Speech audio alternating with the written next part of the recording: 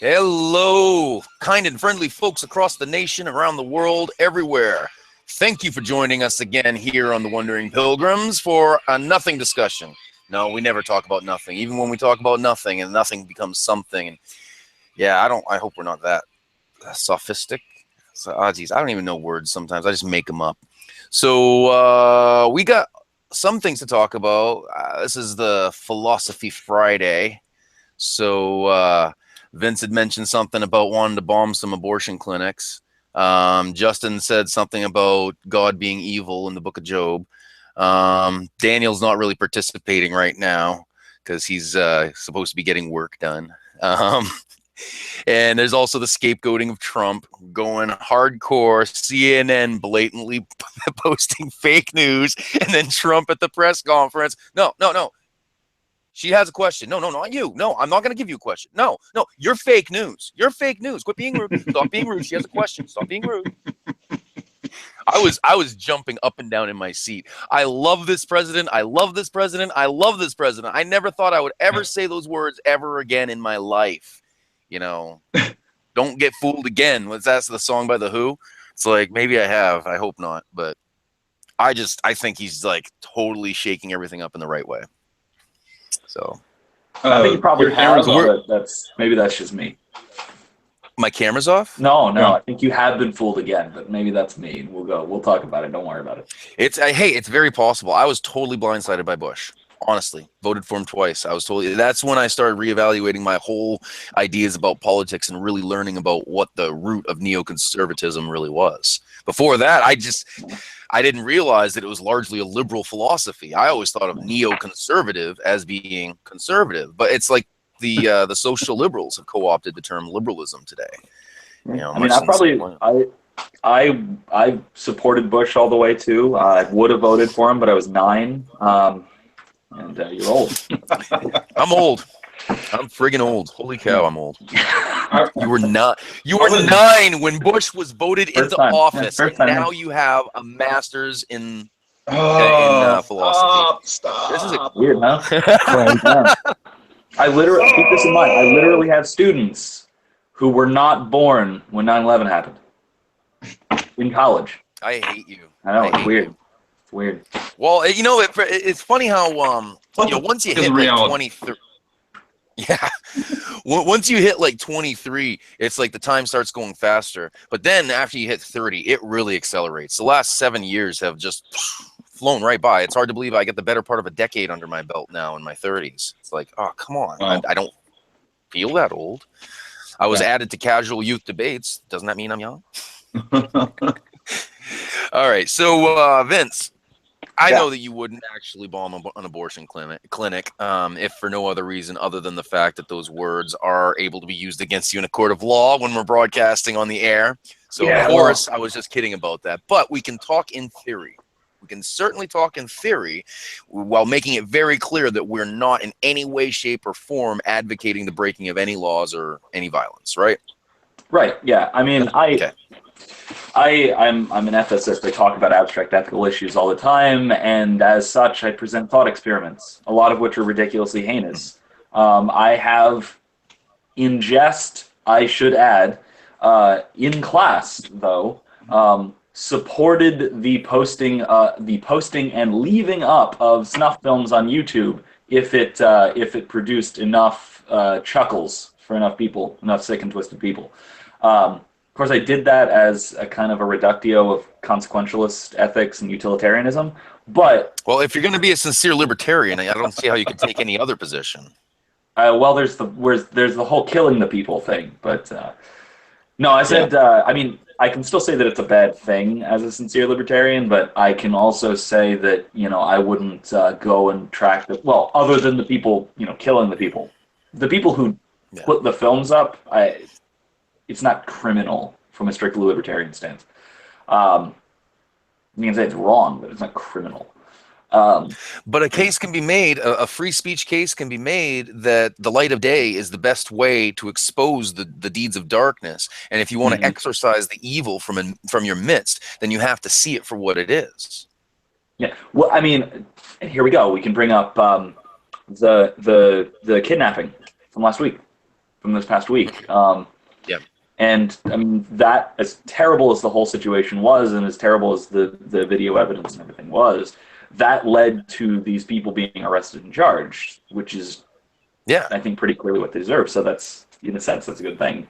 And we need to see more videos like that on all ends, because every group of people has a racist element. Every group of people has a cruel element, and especially among 18 or so year olds, this is a really common behavior to do stuff like this. People who don't think that this is common have their heads buried in the sand.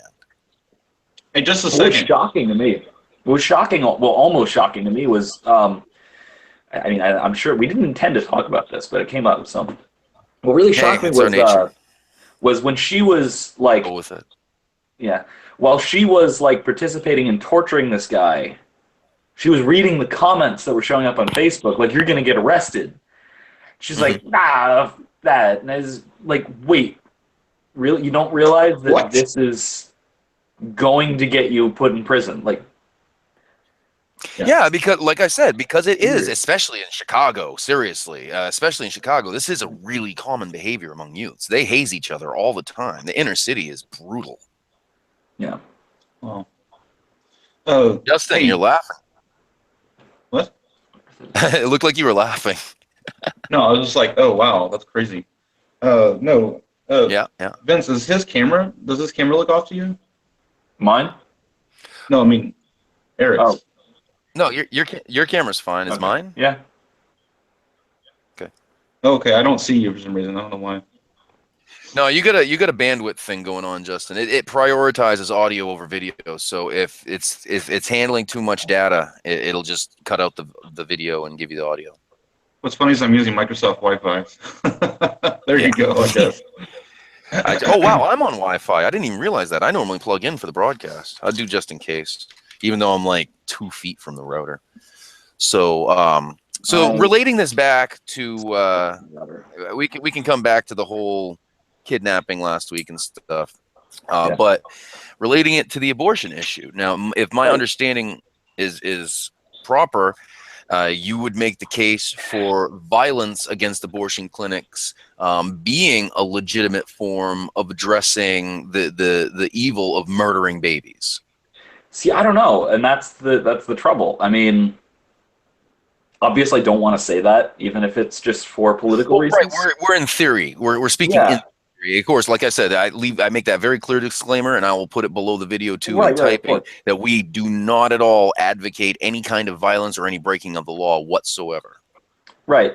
And I mean, I would say that, like, I don't want that to be a conclusion. I know that's a terrible reason to think something, but I don't want that to be a good conclusion. That seems awful, although maybe it just seems awful because that's, we're used to that and that's the law, so who knows. But, well, we're very unaccustomed to violence in the affluent West. Yeah, and so okay, let me set up the problem, as it were. Absolutely. So okay, going on the assumption that abortion is equivalent to murder, which I think plenty of people on the pro-life side will agree with. Hence, why we would want it to be illegal.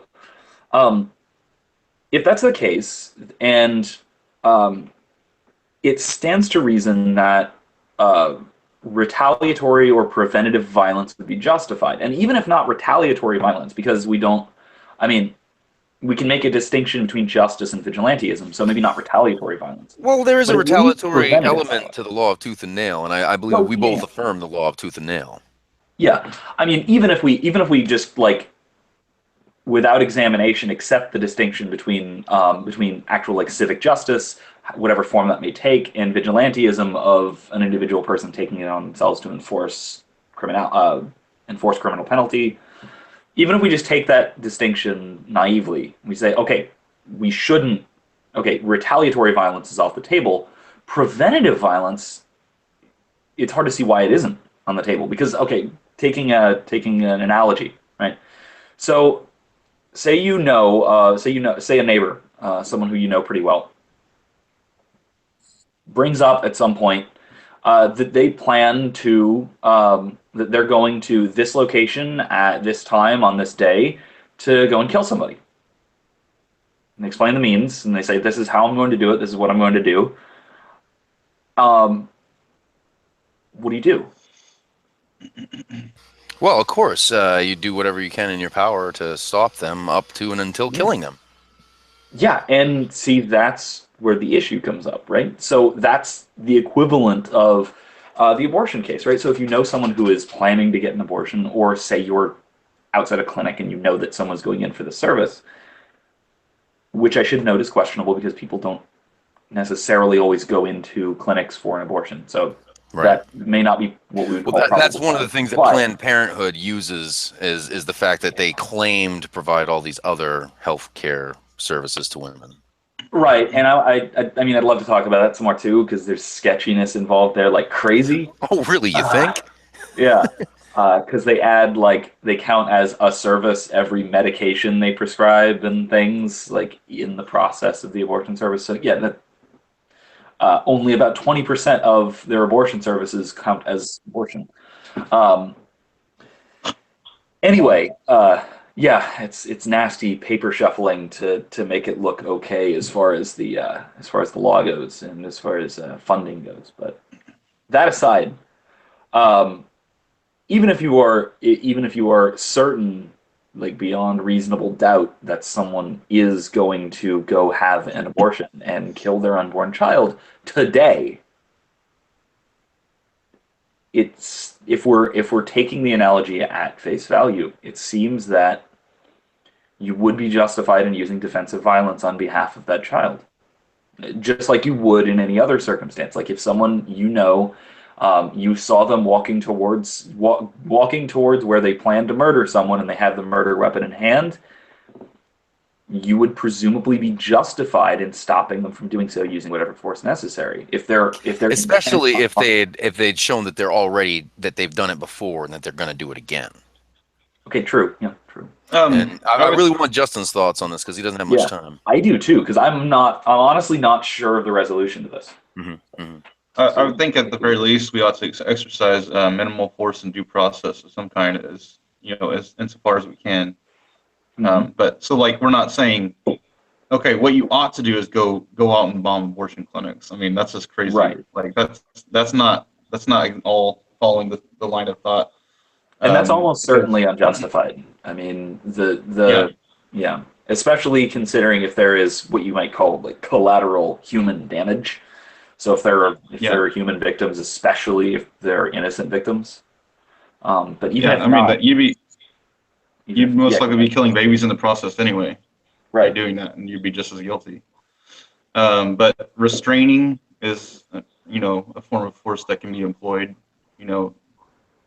That kind of thing. I mean, it doesn't have to even lead to actual violence as far as like inflicting wounds and stuff like that. But maybe restraining the girl. I don't know. Like, I mean, you think you'd have to know the person in order to know what they're actually going to do or whatever. But okay, let me give you a scenario. Say you live in a small town in northern Manitoba, Canada, and the only abortion clinic for 200 miles gets bombed to hell. And for several months, it would be such an extreme hardship to travel that most of the women who would get abortions end up carrying their babies to full term instead. Right. How do you feel about that scenario?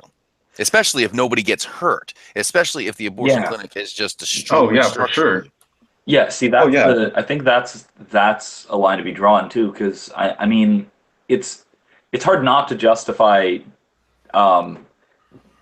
defensive violence against persons if it saves a life, right? So if someone is say you've got a great example of, say you've got a mass shooter incident and someone shoots them and they die, it's almost always considered justified and should be considered justified, right? You're preventing the death of innocents by shooting the perpetrator and by killing the perpetrator. Okay, I gotta go. I'm gonna continue listening. Okay. All right. Thanks for joining us, Justin. Good talk. We had you for more time, but I'll try to do something to get you some time on Tuesday or whatever. There's also the live chat. There's also the live chat. Oh yeah, that's right. Questions. I'll be watching it. So. Okay, which one? Are you talking about the group chat or the one on YouTube? There's Okay, one on YouTube. I can pull Yeah, that up so on it my shows other up right on the computer. side. Yeah. So That's also wild. any listeners or any viewers who want to throw us questions, throw us viewpoints, that's a good thing. That's a good thing to do too. Yep. There's a reason the show's live. Awesome. Right. But yeah, so I think there's a big difference there. So if someone were to bomb or destroy or even just vandalize a clinic like at night when no one's there, right? That's a big difference from planning a bomb that's going to hurt or kill people. And I think that sort of thing is ethically, at least, I would say about justified because maybe. And I think here's something. Maybe we can come up with a thought experiment to clarify some issues. Like, for instance, so say you know that someone is going to use, is planning on going on a mass shooting, right? Say you'd been Adam Lanza's mom, and you knew this was going to happen. I would say that. Okay, wait. I think I'm trying to remember back if the guns were hers or his, but I don't know the details. Let's assume they belonged to him, right? And she knew about it.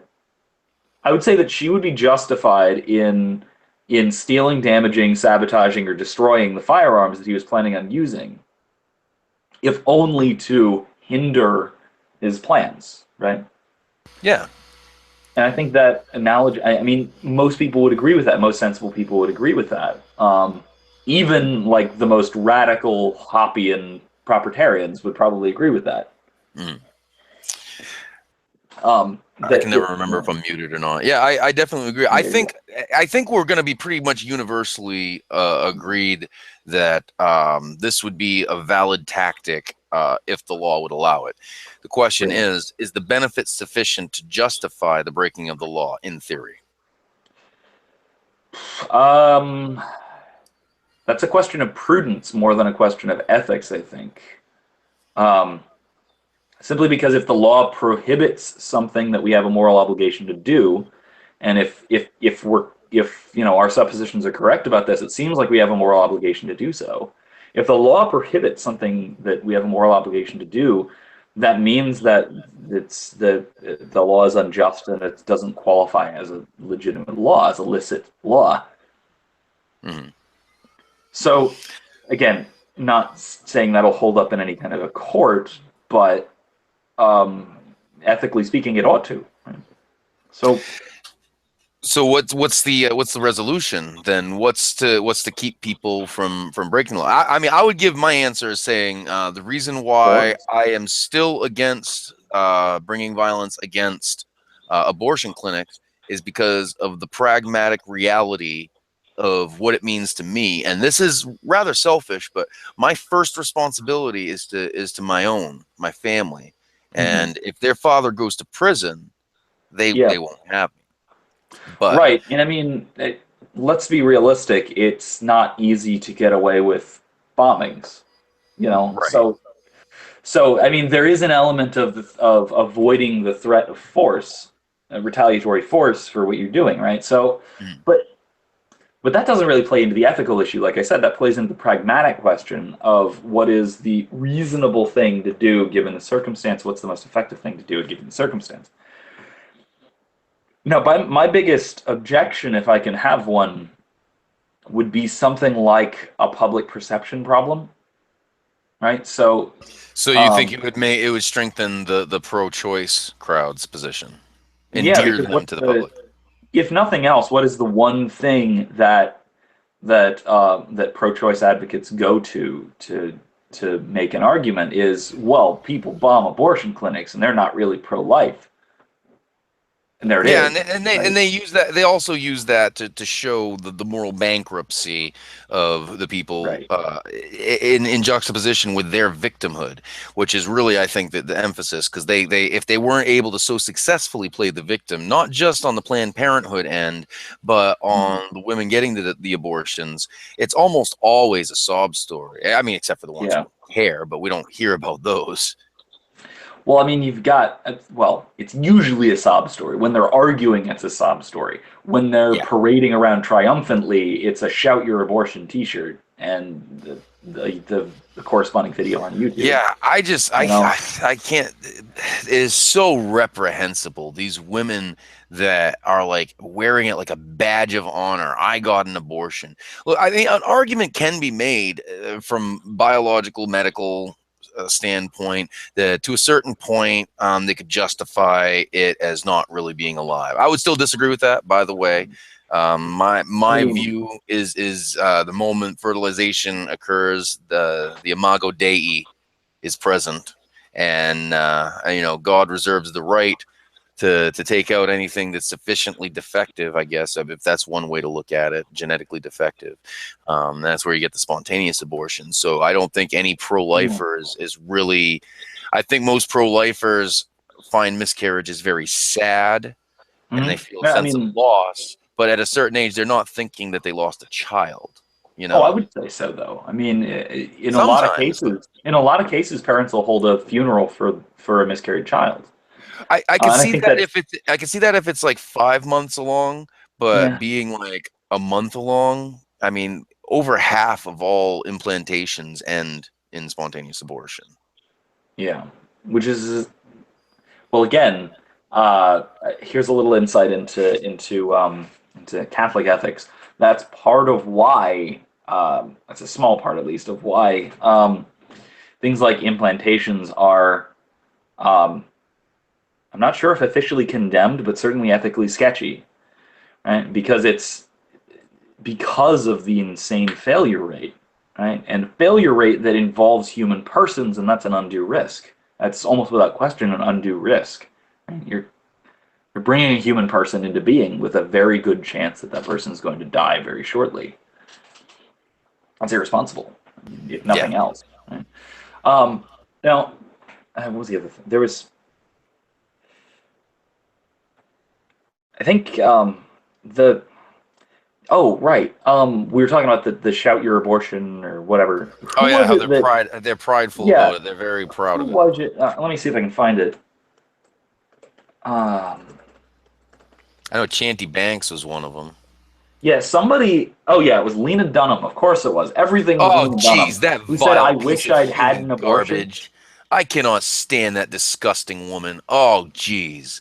Everything I've ever read by her is just vile filth. Everything. She has a hatred of men. She has a hatred of anything good and wholesome, as far as I can see. She has. Well, which is exceedingly common, though. She has a hatred of just people in general too, like which we would translate to a hatred of the imago Dei, right? Which is why abortion is such a fun thing for them. Yeah, and the "I wish I had an abortion" thing that she came out with. When was this? About a month or so ago. I think I heard her say that like a couple of months. It was a little while ago. I remember coming across it. Yeah, I'm seeing stories of it in December, where I can't find where she said it, but I know she said it somewhere publicly. I don't think in writing, so it may have been just a. Well, even if it is just a off the cuff or from the heart thing, that's even more disturbing. But regardless, that's the kind of the alternative to wanting to play the excessive sympathy card, right? So it's either sob stories or it's a parade like that,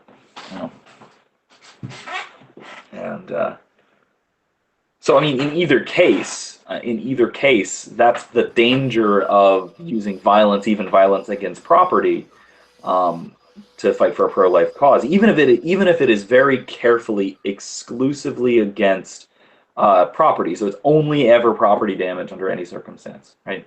So assuming that whoever did this were very careful about it and made sure not to harm any persons, there's still the aftermath, right? There's still the shock of somebody doing this, somebody committing violence in the name of a pro-life cause, which gives ammunition to both sides of this, right? So it gives ammunition to the sympathy folks, like we're we're being persecuted for who we are. Somebody, I forget who it was, I can look it up again, said that abortionists are like the most persecuted minority. Oh, are you kidding me? Are Yeah, you let's find out who kidding? that was. That is absolutely ridiculous. I think it's Oh my like God. it's so taboo to say anything about it in public nowadays. It's just whatever. Well, This was it was just a tweet. It was a tweet from some news somebody, but still, I mean that's the argument that they'll make, right? If if an abortion clinic is bombed, because they'll say the whole thing like women are being denied medical services, abortion and non-abortion related, and the clinic workers are out of their job, and they'll bring out the sob stories there, and so there's the danger of that. But then there's also the other side, the triumphant side, saying that, oh, well, one, look how desperate these folks are getting, right? And then there's the other, and then also there's the kind of the we're at war triumphalism that you see in a lot of political debates also. Anything like that. that might have worked 50 years ago. These days, you start another crusade of that sort, and it's going to be lost before it's even started. Well, I mean, I don't want to oversell that either, though. I mean, this is a pragmatic concern still, right? So we're still talking about what are going to be the overall political results, right? So what we're not so much talking about is the lives saved, and that's a balancing act in a sense, right? So to say that, okay, fine, by saving these lives, we're making the political fight harder, that still seems to balance toward the side of saving the lives, right? Yeah, I would think.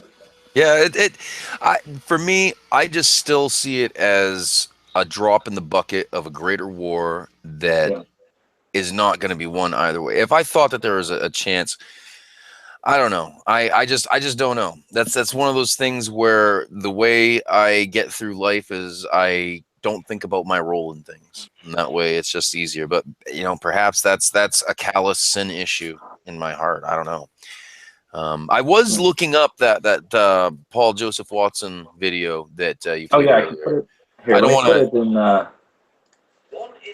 Here, let me put a link to it in the. I'll just put it in the live chat.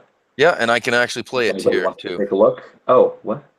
I can actually. Play okay. Live chat can't include web addresses. All right, I'll put in a comment. Can I comment? I can't comment yet. Oh, that's weird. Okay, since you're paying attention to the live chat, I'm going to close my YouTube window so I'm not stressing the computer out too much. I'm going to join it from here, and I am going to pull up the video and play it. How's that sound? So the truth about depression, and I did want to definitely talk about this. I didn't want to change the subject too abruptly, but I think we pretty much covered the abortion thing. We know where we stand. A lot of people get really uncomfortable, and I don't want to harp on it for too long. Very true. Like I said, it's one of those things where I would never talk about abortion if someone else didn't bring it up first. It's just one of things I've learned that make life go easier. I mean, I would say the same, but I'd be lying because I've written articles on the subject too. So right. Well, you don't have the luxury. It's your business to know these things. Right, which is I'm actually, interestingly enough, I just picked up a bioethics course that I'll be teaching, and I'm sure this will come up as a big issue. Mm-hmm. I'm not sure what exactly. I'm still getting the details for it, but I'm sure I'm going to be talking about the violinist. I'm sure I'm going to be talking about probably this very issue and personhood, all sorts of stuff. It should be good. I hate the way that fan sounds in the background. That is like so awful. All right, I got the video up. Let me see. I'm going to share my screen. I hate this echo that I get. Am I a cynical person? I don't think I am. I'm a bit cynical today. Oh, screen share. Application window, truth about depression. Now, before we actually start talking about it, I get myself over here. I'm so unprofessional today. So, before we start talking about it, I got to say that I've been saying this for years. It's been something that's very near and dear to me because I had to come to the realization of what depression was before I could deal with it. And I've had copious amounts of depression in my life. Not so much anymore for quite a while, actually. And it's because of everything that he says right here. So I'll just shut up and play this. 1 in 10 Americans are now on antidepressants. 1 in 4 women in their 40s and 50s are on antidepressants. The rate of antidepressant use has increased 400% over the last 2 decades. Blue Monday. No, not that one. Blue Monday, the 3rd week of January, is the most depressing day of the year for people living in the Northern Hemisphere. The weather sucks, you're not getting enough sunlight, causing seasonal affective disorder. You're in the most debt, you're more likely to be sick. Christmas is just a memory, and your New Year's resolutions are already failing. So you're more prone to depression than at any other time of the year. But wait, those factors have always been in play. None of this explains why depression has become so commonplace in modern society. Well, I'll tell you why. We're bathed in a culture that glorifies and fetishizes depression.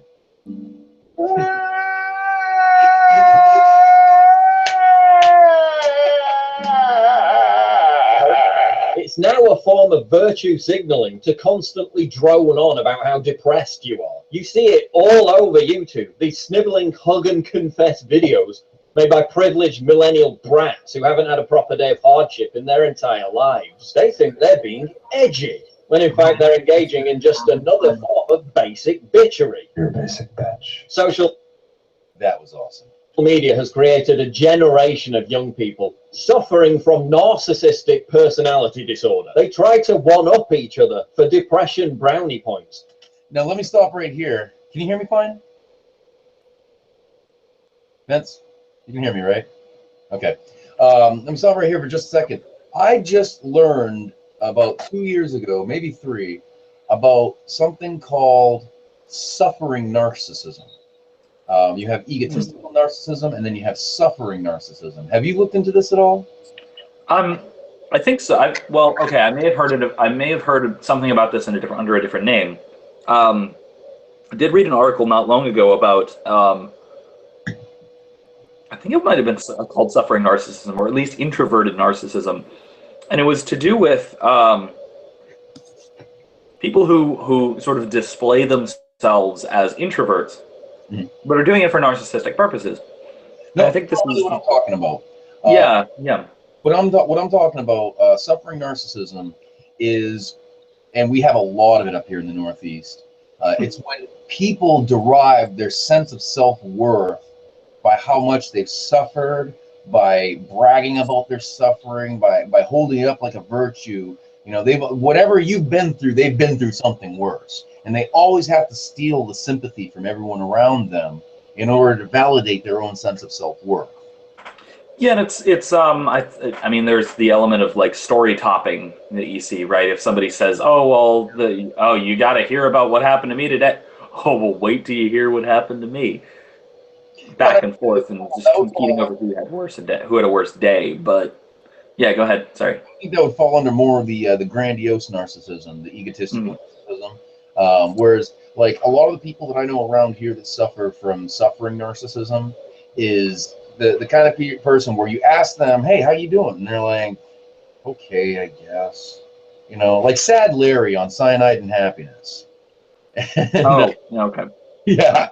You know, the guy that's just always looking at everything in a negative light, and nobody's suffered as much as them. Nobody's been through what they've been through. Nobody understands. Everybody hates them. It's all this internal prison of how much life sucks for you that makes you feel more worthy because you suffer through it. It makes the person feel as though they're better than other people by virtue of their enduring the suffering.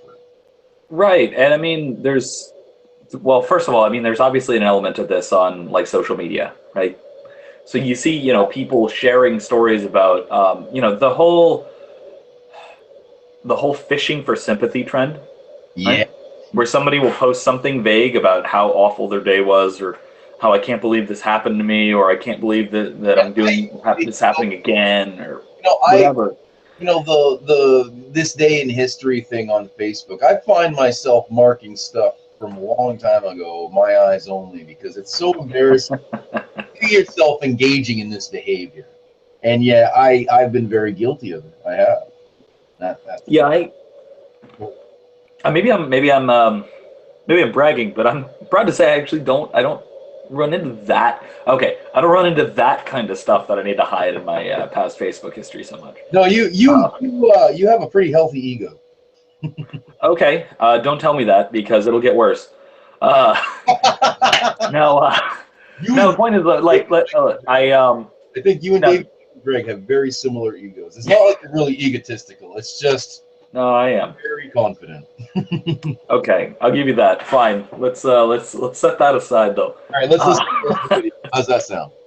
Yeah, sure. All right. But no, the idea of fishing for compliments and sorry. No, go ahead. I wanted to bring up something else to do with this also. That you see this in I'm a nerd. I see this online and in especially things like LARPing. People making LARPing. What's that? Yeah. LARPing, RPGs, anywhere where somebody has to make a character and make the character interesting, right? And the way that people make a character interesting, people of my generation and younger who make a character interesting, what they do is they come up with a series of horrible, absolutely terrible things that they can talk about at every possible moment, right? So back when I did LARP, if I could tell you how many characters in the game had been raped at one point, it was over 80%. Oh, jeez. And not to take it on too much of a tangent, but one thing I've found in my Facebook travels, one thing that Facebook does is it makes people open up in an uncomfortable way. Especially people you've just met who are like attracted to you and stuff. And I have come across a disturbing number of females who fantasize about being raped. Yeah, I don't know if that's probably related. Yeah, I don't know. I don't know. I haven't gotten into that much. Rape fantasies are like a big thing. Like in if you look at porn trends, and not that I'm a porn fiend, okay, I look at news and things like that talk about this stuff. If you look at porn trends, there's a lot of trending towards violence and rape scenes and kidnapping scenes and things like that. It's disturbing, that people don't recognize this as something wrong that they should be talking to their counselor about. And it's disturbing that counselors don't recognize it as something wrong that they should be talking to their patients about, Right, and I mean, that's, okay, this gets into more of what he's saying, so this will be a good transition back into the video, I guess. I'm bad with the rabbit trails. But that's, I think, a big issue with psychology and psychiatry is that there's a tendency not to pathologize where things ought to be pathologized, right? We consider disorders to be differences instead of disorders, and I think that's a trend that's getting that Paul here is picking up. There's two elements to the global religion these days: humanism and hedonism. Those are the two main elements, and that's what you'll find in common with just about all of these fringe trends that draw strange bedfellows together. Is it's all about gratifying a dark place in the human soul that would normally be condemned by healthy people.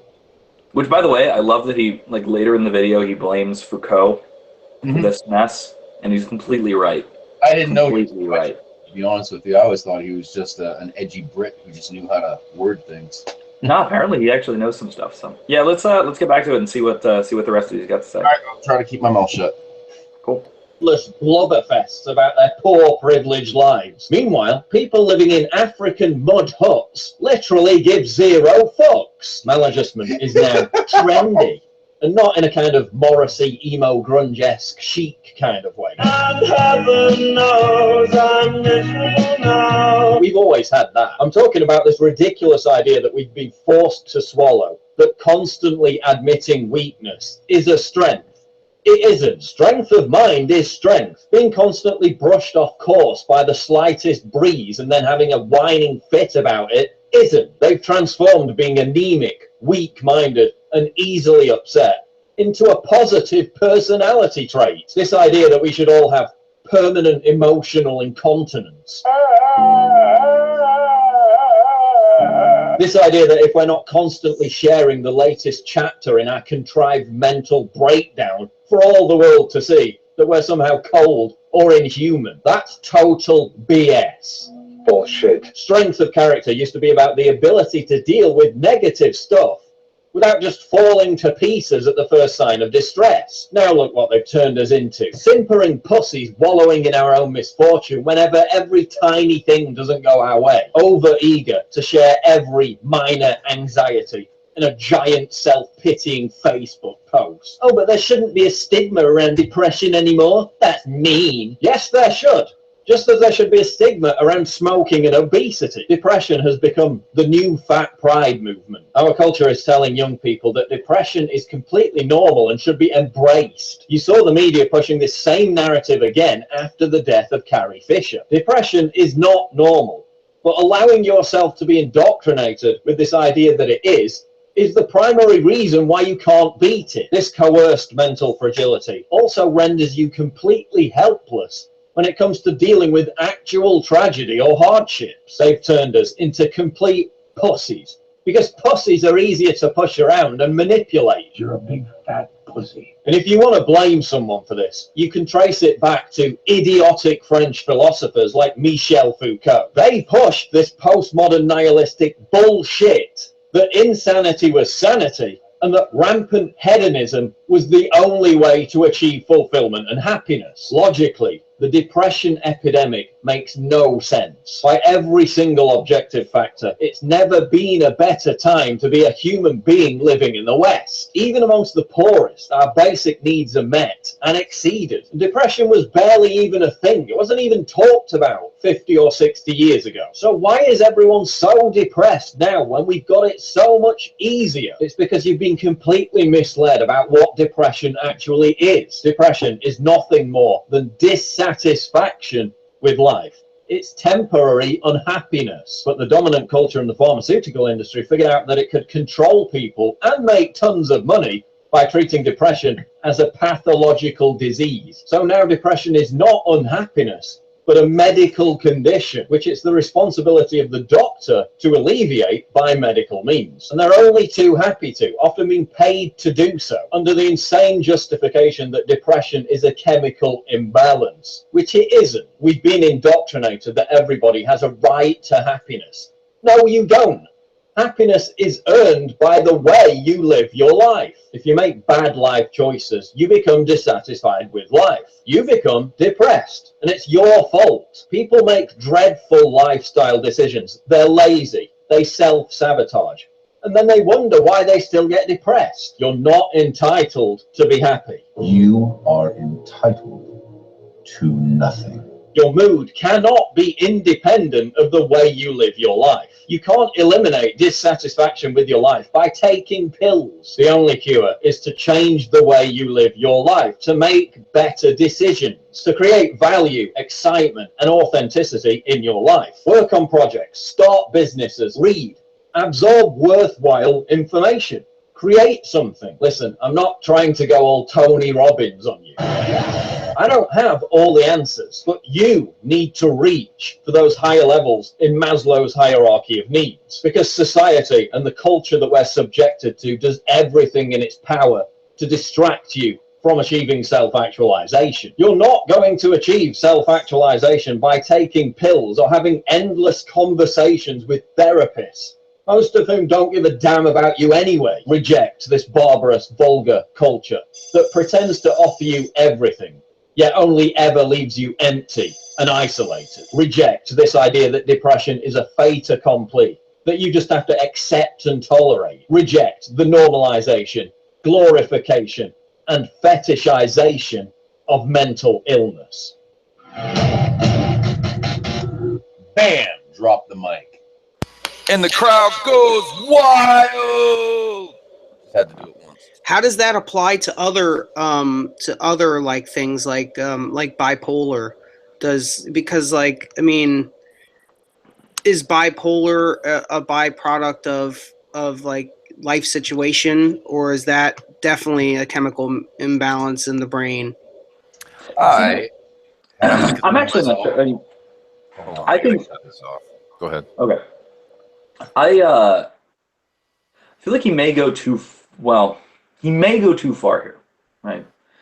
He might be saying, Yeah, that's kind of what I'm getting at. I think that he's right mostly, but I also think that there are mental problems and things that exist outside of circumstance and Right, I habits. think we can make a distinction though too between. Oh, yeah. I think we should make a distinction though between a mental disorder and a neurological disorder. Right. Yes, yes. And that those Bipolar two is can be actually a one. neurological disorder, whereas regular depression, like that is mostly treated by these drugs, is actually just a simple mental disorder. Well, again, I think you can consider it as both, and you have to look at the causality between the two, right? So we assume that clinical depression is a psychiatric disorder that causes mental issues, Well, that's why I gave the right? qualifier as to like how it's what they usually prescribe these medications for. Uh-huh. Most of it is exactly what Joseph Watson was saying.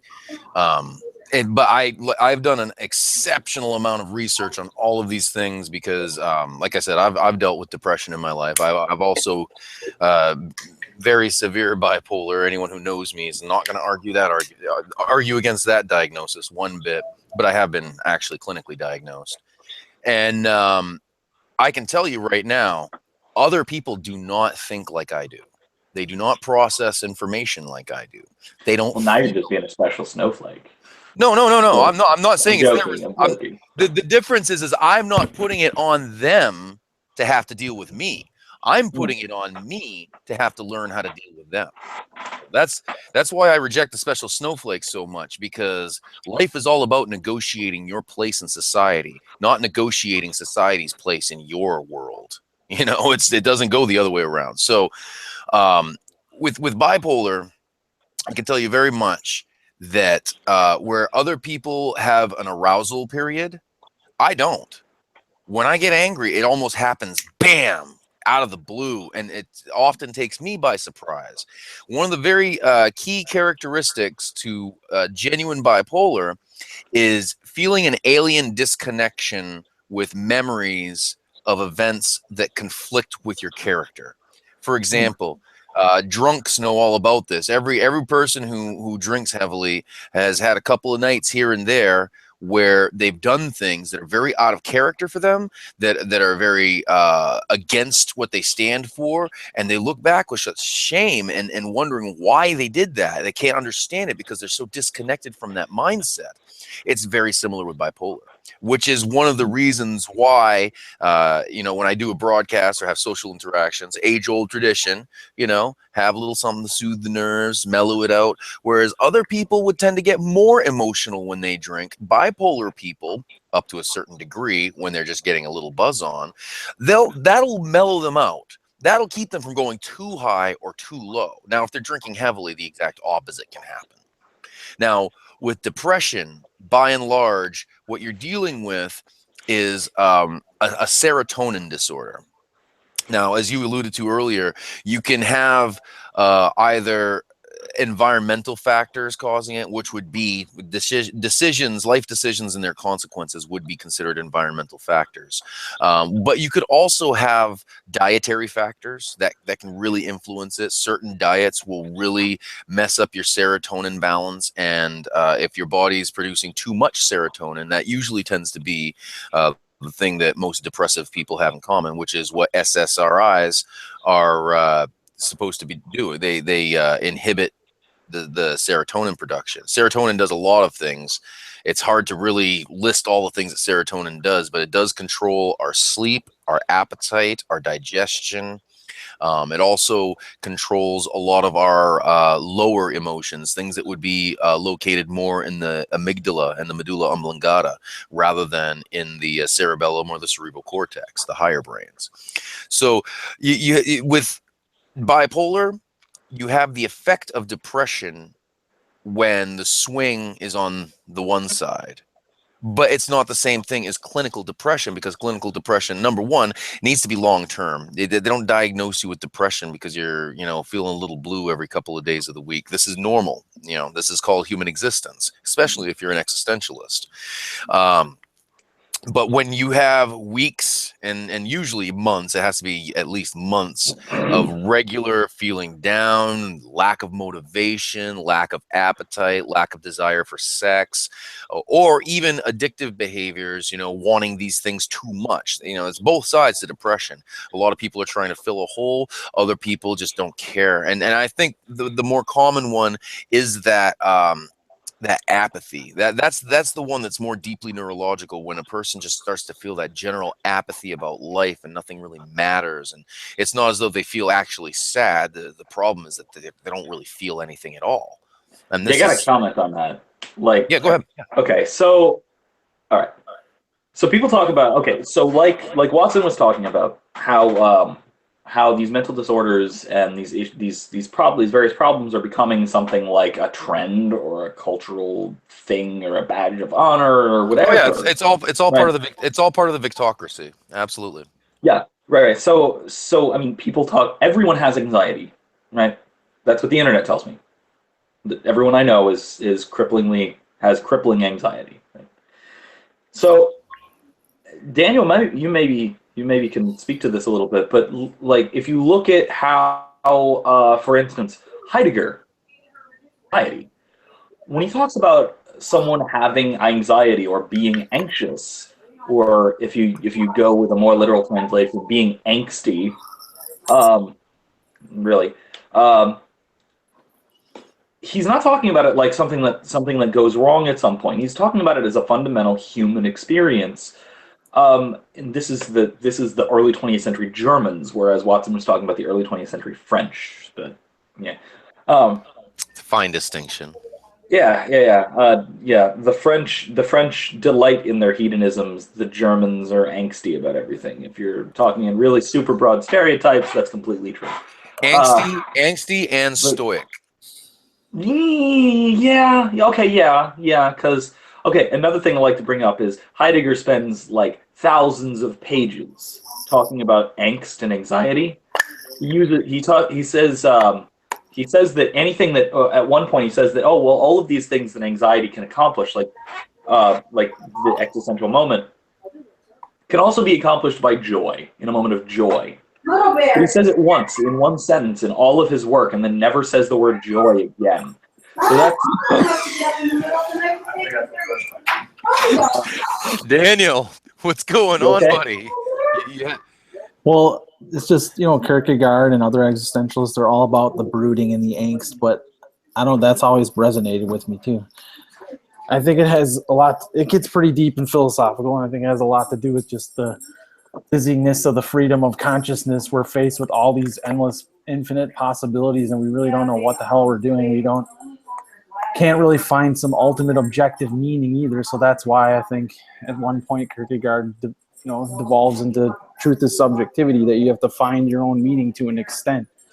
But then also the only way out of this sickness that we have until we die, and which is, in the sickness unto death that Kierkegaard wrote, is that you have to take the leap of faith to get out of this despair. But I don't know. I have a lot of anxiety myself, I guess, and I can relate a lot to that. It can form into depression.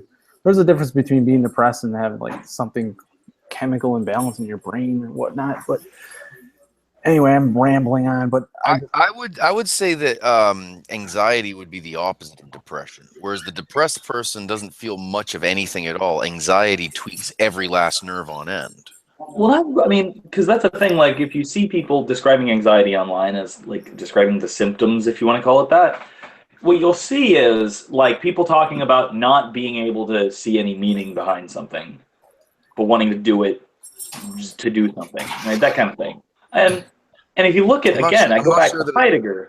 I'm not sure I understand what you mean by that. So like you were talking about depression, right? So you don't have any desire to do something, right? But what differentiates it is, it's not that you don't have a desire to do something. You still want to, if you're anxious. But if you're anxious, you don't see a compelling reason to. Yes. Right? Yes. Right. So you're how Heidegger would say it, who talked more about anxiety than probably anyone in the world in history, is that you're stepping outside of of your usual life of the they Comfort zone. self. What's that? Like your comfort zone or whatnot. Yeah. Like I have various social anxieties being introverted. So, Mhm. you know, I don't like driving in a lot of traffic. That makes me anxious.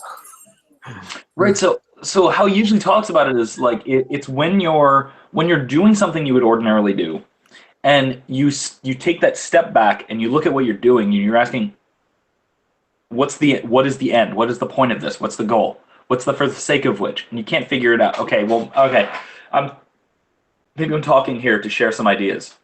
But why? Why am I sharing these ideas? Well, they're true. Well, presumably there's some good ideas here. Yeah, but why does that matter?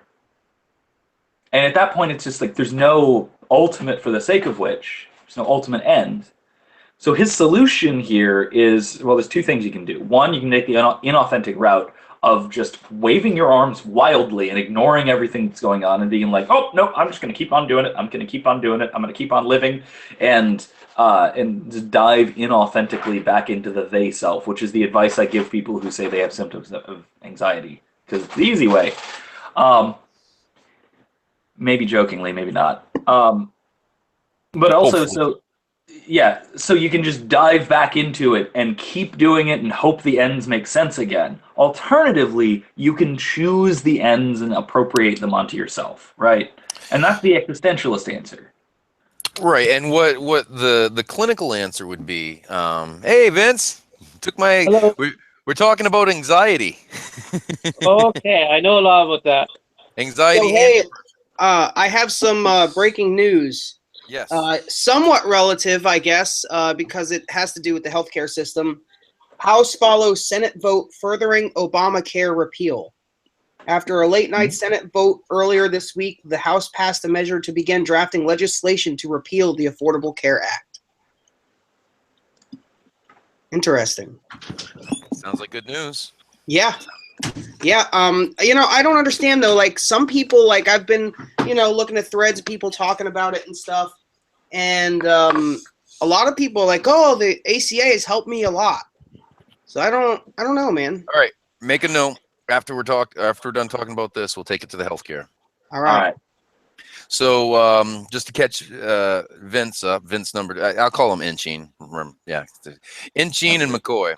Okay, so to catch Inchine up, we have this video by Paul Joseph Watson, basically explaining that depression is merely the result of making bad choices or an improper perception of life itself, and just being displeased with life in general without doing anything about it. And the fetishizing of mental disorders is all part of the victocracy of the left, where everything that they can suffer gives them that much more status, I guess, or meaning or worth. I don't know.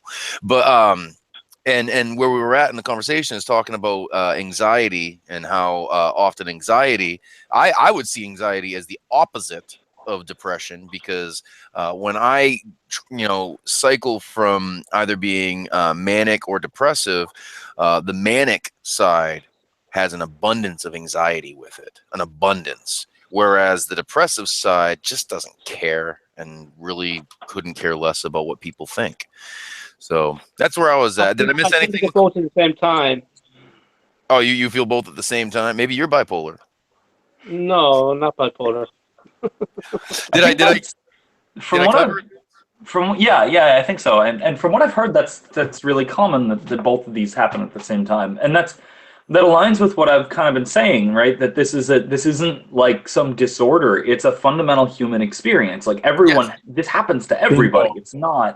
This happens to everybody, and to a lot of people, not abnormally, this happens regularly.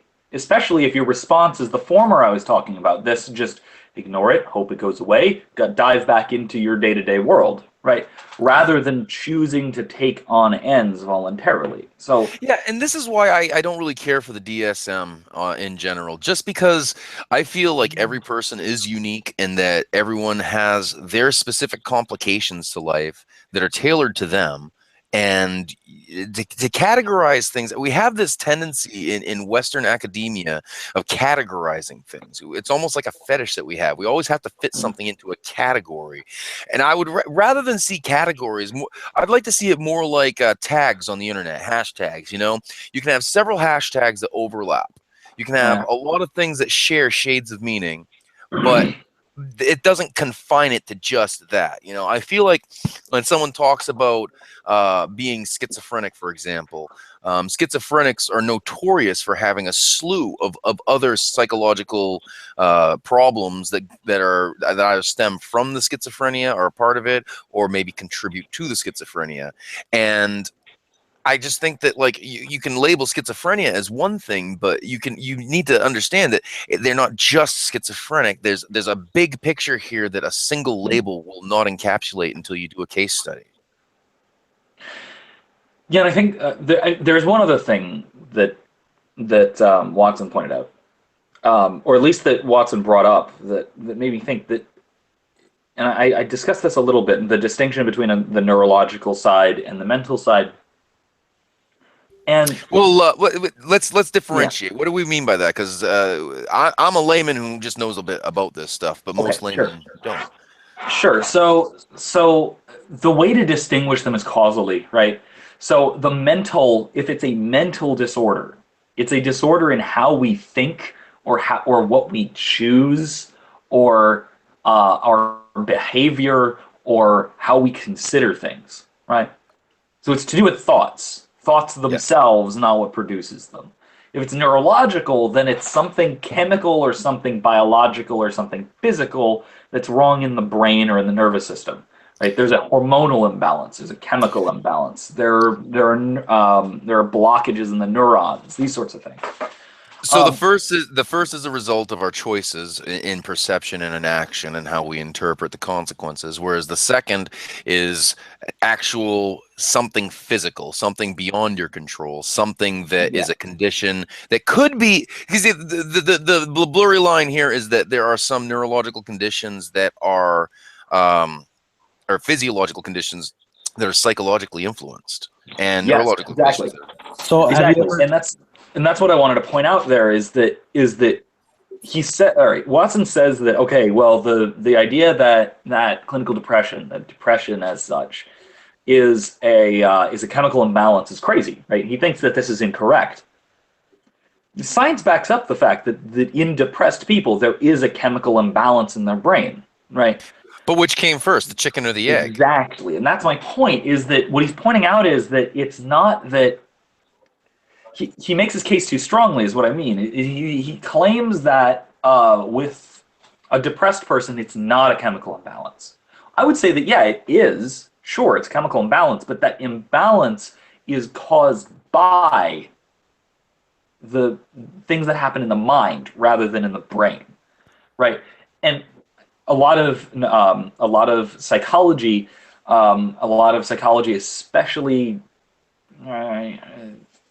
clinical psychiatry, maybe, works really heavily on a mind-brain identity thesis. The mind is the brain, and that the brain is all there is, and that it's determinate, right? And yeah, I think we'd all pretty much reject that. Or I would hope, but yeah. It's self-referentially incoherent, if nothing else, which is a topic for another day, I think. Okay. But the point is, on my new channel, advertise at some point. Yeah. So my point there is, though, that he is pointing out something absolutely true, right? The cause of depression is mental. It's things that we choose, things that we do, how we consider things. Whereas the common psychiatric explanation is that it's caused by a chemical imbalance that just happens to happen, that just shows up either uncaused or due to environmental factors that are beyond our control. Inchine, what do you think? Yeah. I think there's a little bit of both. You can have your outlook in life can be like wrong or whatever. It can be like damaged in some way, or incorrect. And that can make you depressed. And there also you can have chemical imbalances that can make you depressed. They both feed into each other. I think it's a loop. Yeah. I would say I'm a firm believer that our diet and our gut flora has a lot to do with our emotional stability and emotional health. Yeah, this goes all the way through history as well. This goes back to Plato talking about our choices affecting our psychology and our bodies. It goes through the Stoic tradition of mental things being entirely up to us, but physical, external things being out of our control and these having an interplay. It goes forward to the 20th century where you have C.S. Lewis talking exactly what you said about our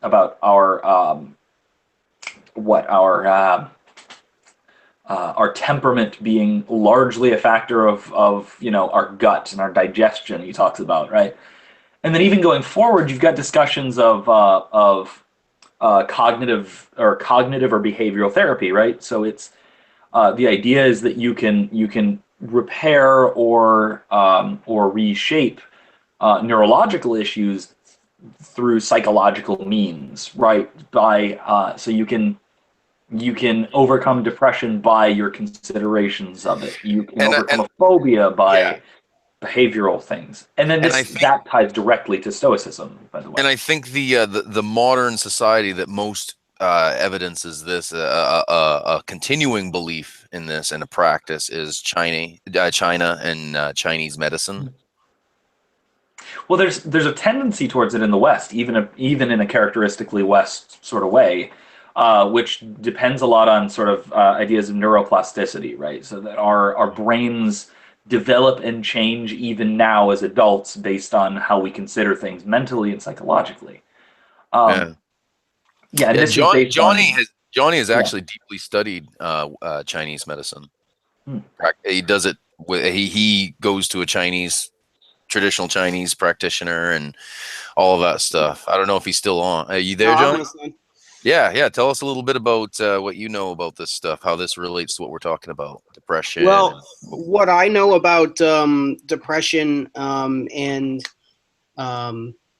different mental issues is it can be affected very much, and when I say very much, I mean very much, by nutritional deficiencies.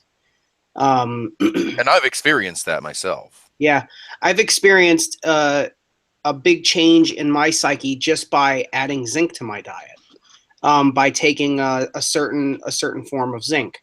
Magnesium's another one too. Magnesium. I actually just started using that about a week ago. I go in phases because it's hard to remember all the different crap that you're supposed to take. But I've been taking magnesium very much. Magnesium is really good for anxiety because a lot of people don't know that magnesium, if you take it like 2 hours before bed, it creates a restful heart, like your heart just chills out when it has magnesium, and it helps you sleep better. You won't get that nighttime anxiety that you would normally get, when it's bedtime, because it'll start with, like your heart pounding. Then you'll think of your dead mother, or you'll think of your family that you haven't called in a long time. Before you know, it's like a full out existential crisis, a snowball effect. And when that's the way it kind of works in my head anyway.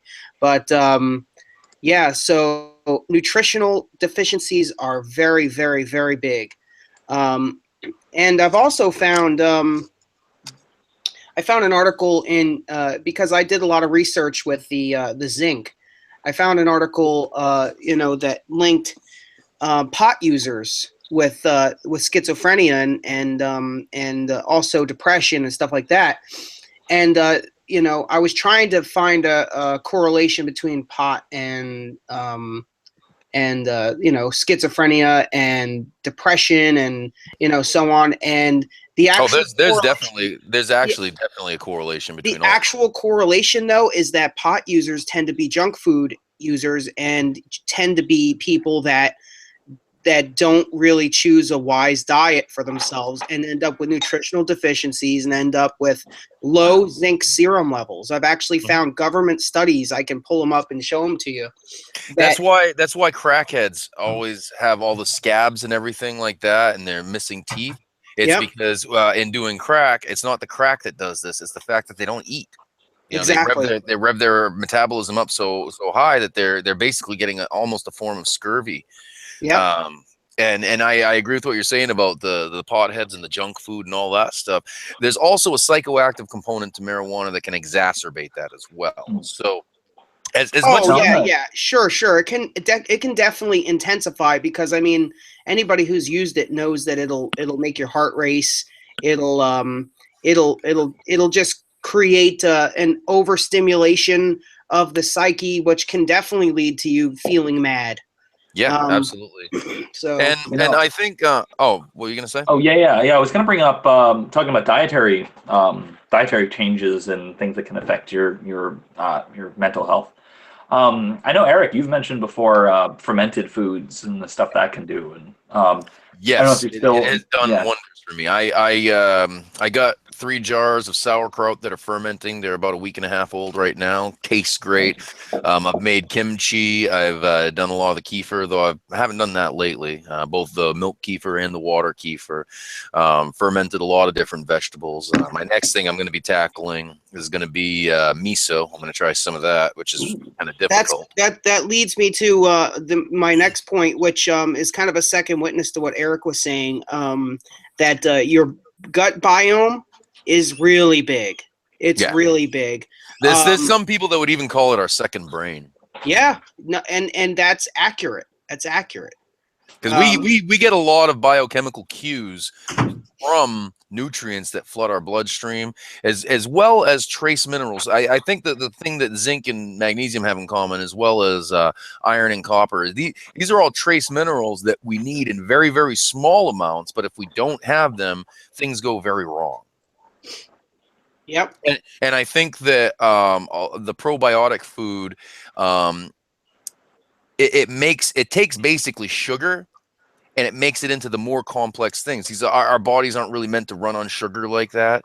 We're meant to eat the things that eat sugar or that make sugar. I mean, yeah, basically. I mean, we are in the process as a species of transitioning from being herbivores to being omnivores. We haven't quite completed that transition yet, and the length of our gut is evidence of that. But we're obviously, and even most other simians the same way, they got meat eater canines. There's no denying that.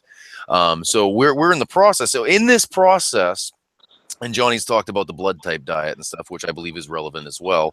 In this process of our bodies evolving, there's the 4 main types that correspond with 4 main kinds of diets that their bodies evolved to handle. And of course, you're going to find with those of European descent, especially the more primitive ones, you're going to find that they're going to react really well to meat, especially red meat.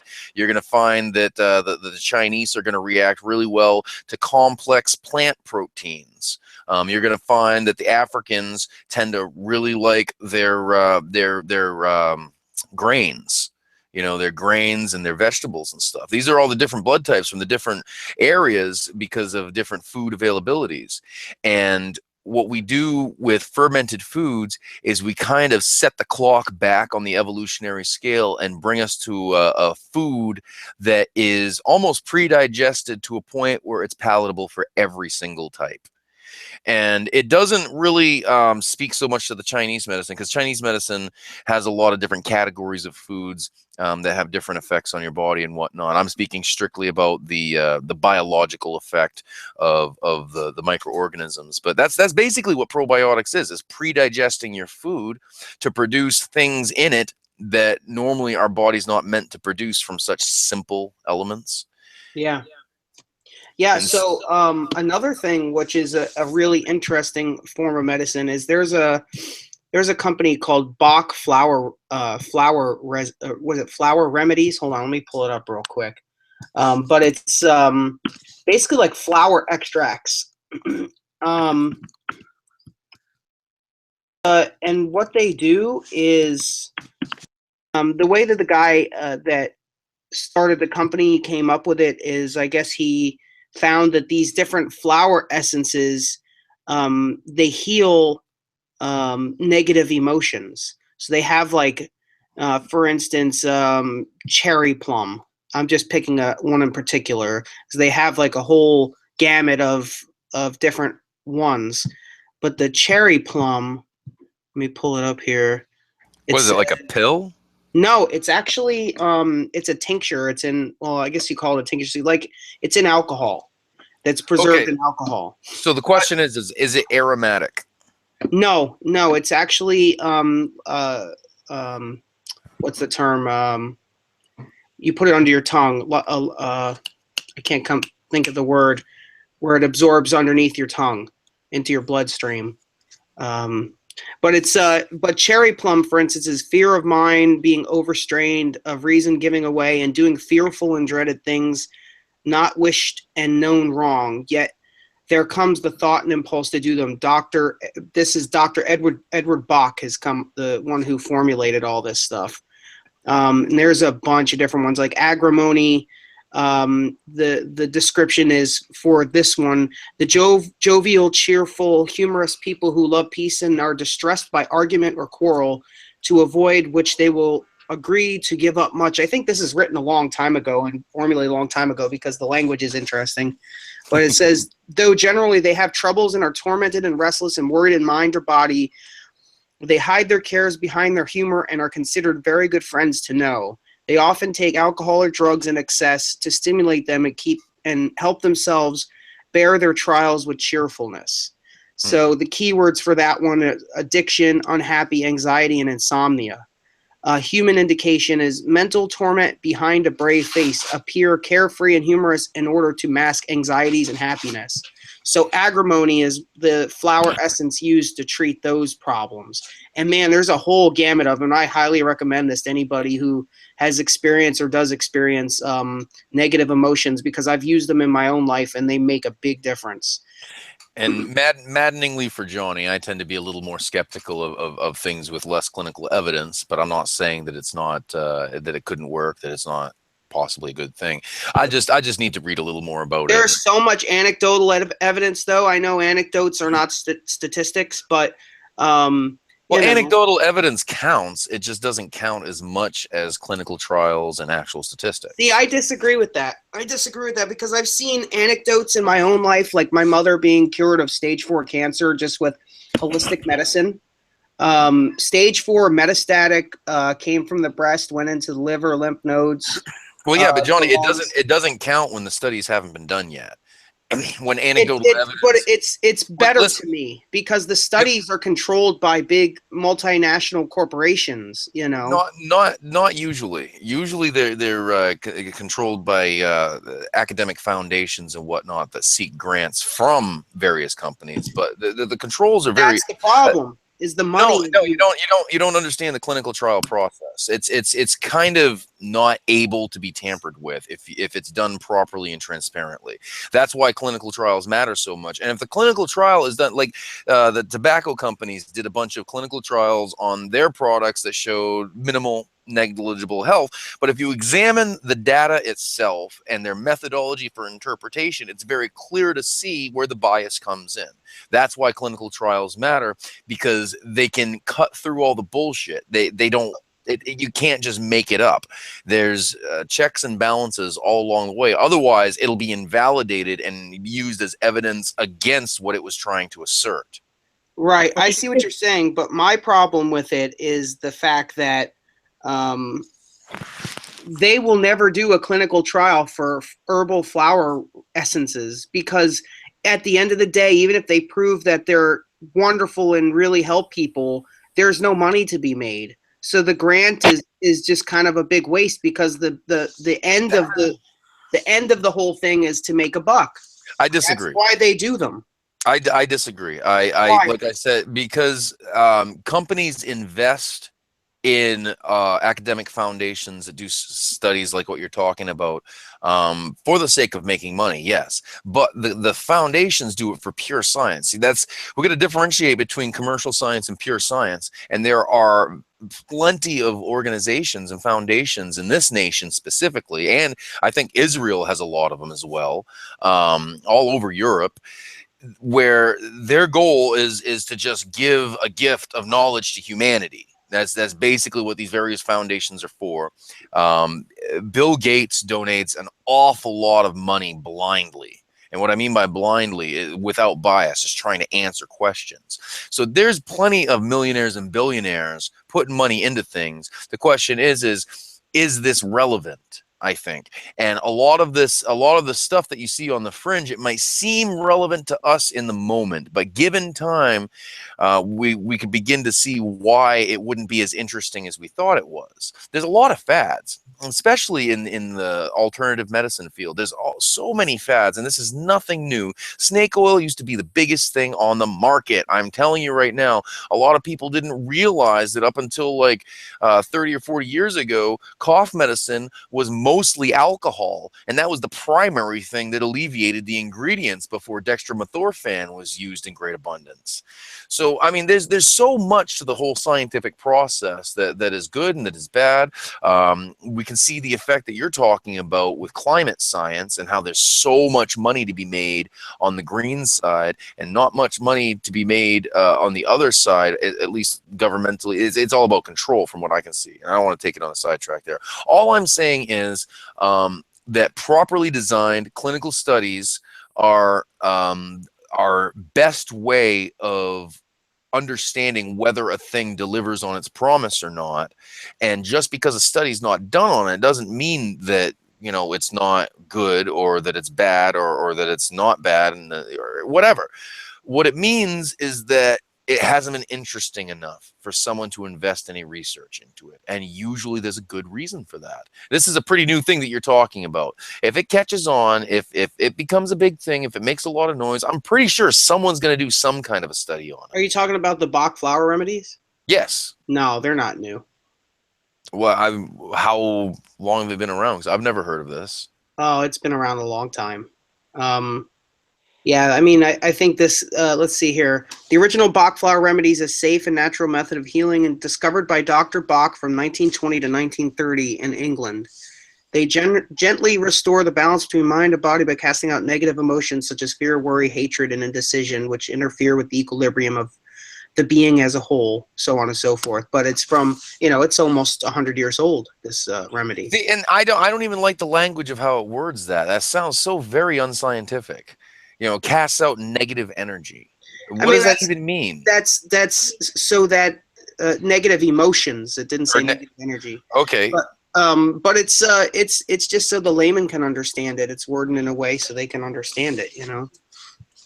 My suspicion, like, I don't see a mechanism here. That's what I'm saying. Is there needs, you know, we either live in a rational universe or we live in an irrational. Could the mechanism be that, you know, God put some sort of compound in flowers that could be used for that sort of thing? It very well could be, and it could be that unicorn poop is the cure for cancer. The problem is that we don't have any demonstrable evidence either way, and it's far more reasonable to disbelieve a thing that seems incredible than to believe it just because it's spoken.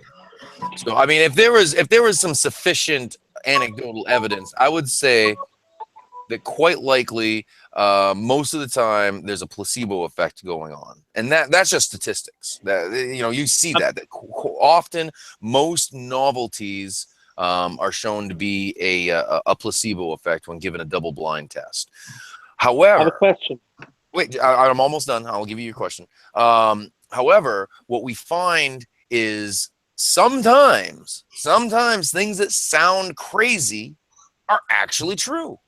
Sometimes something like maybe colloidal silver, a study's done on it, and we find that actually, yes, it does tend to clean out the blood of certain specific toxins and turns you into a Smurf. Me and Johnny have argued about this. He's not going to be swayed. Don't bother. The only way it turns you into a Smurf is if you cook it on your own at your house and you use salt in order to speed up the process. And that's where argyria comes from. I've taken it for 15 years from lab, you know, companies that make it in a lab, and I'm still white as a ghost. You got good genes. No, I just don't try to cut corners and cook it with salt because it's a really bad idea. I'm giving you a hard time. Inch, what's your question? Okay, Chinese herbal medicine, like that includes like stuff like tiger testicles and all these endangered species being killed for different parts by Chinese, it does. mythological beliefs about testicles and claws and hands of gorillas and stuff like that. That's very valid. What do you say, Johnny? I've never seen any. I've never been prescribed tiger testicles, so I don't know. Because they're illegal here. I mean, I've never even heard of it, and I've read. Are you kidding? No, you're being disingenuous now. You got to be kidding. No, I've never heard of it. Never heard.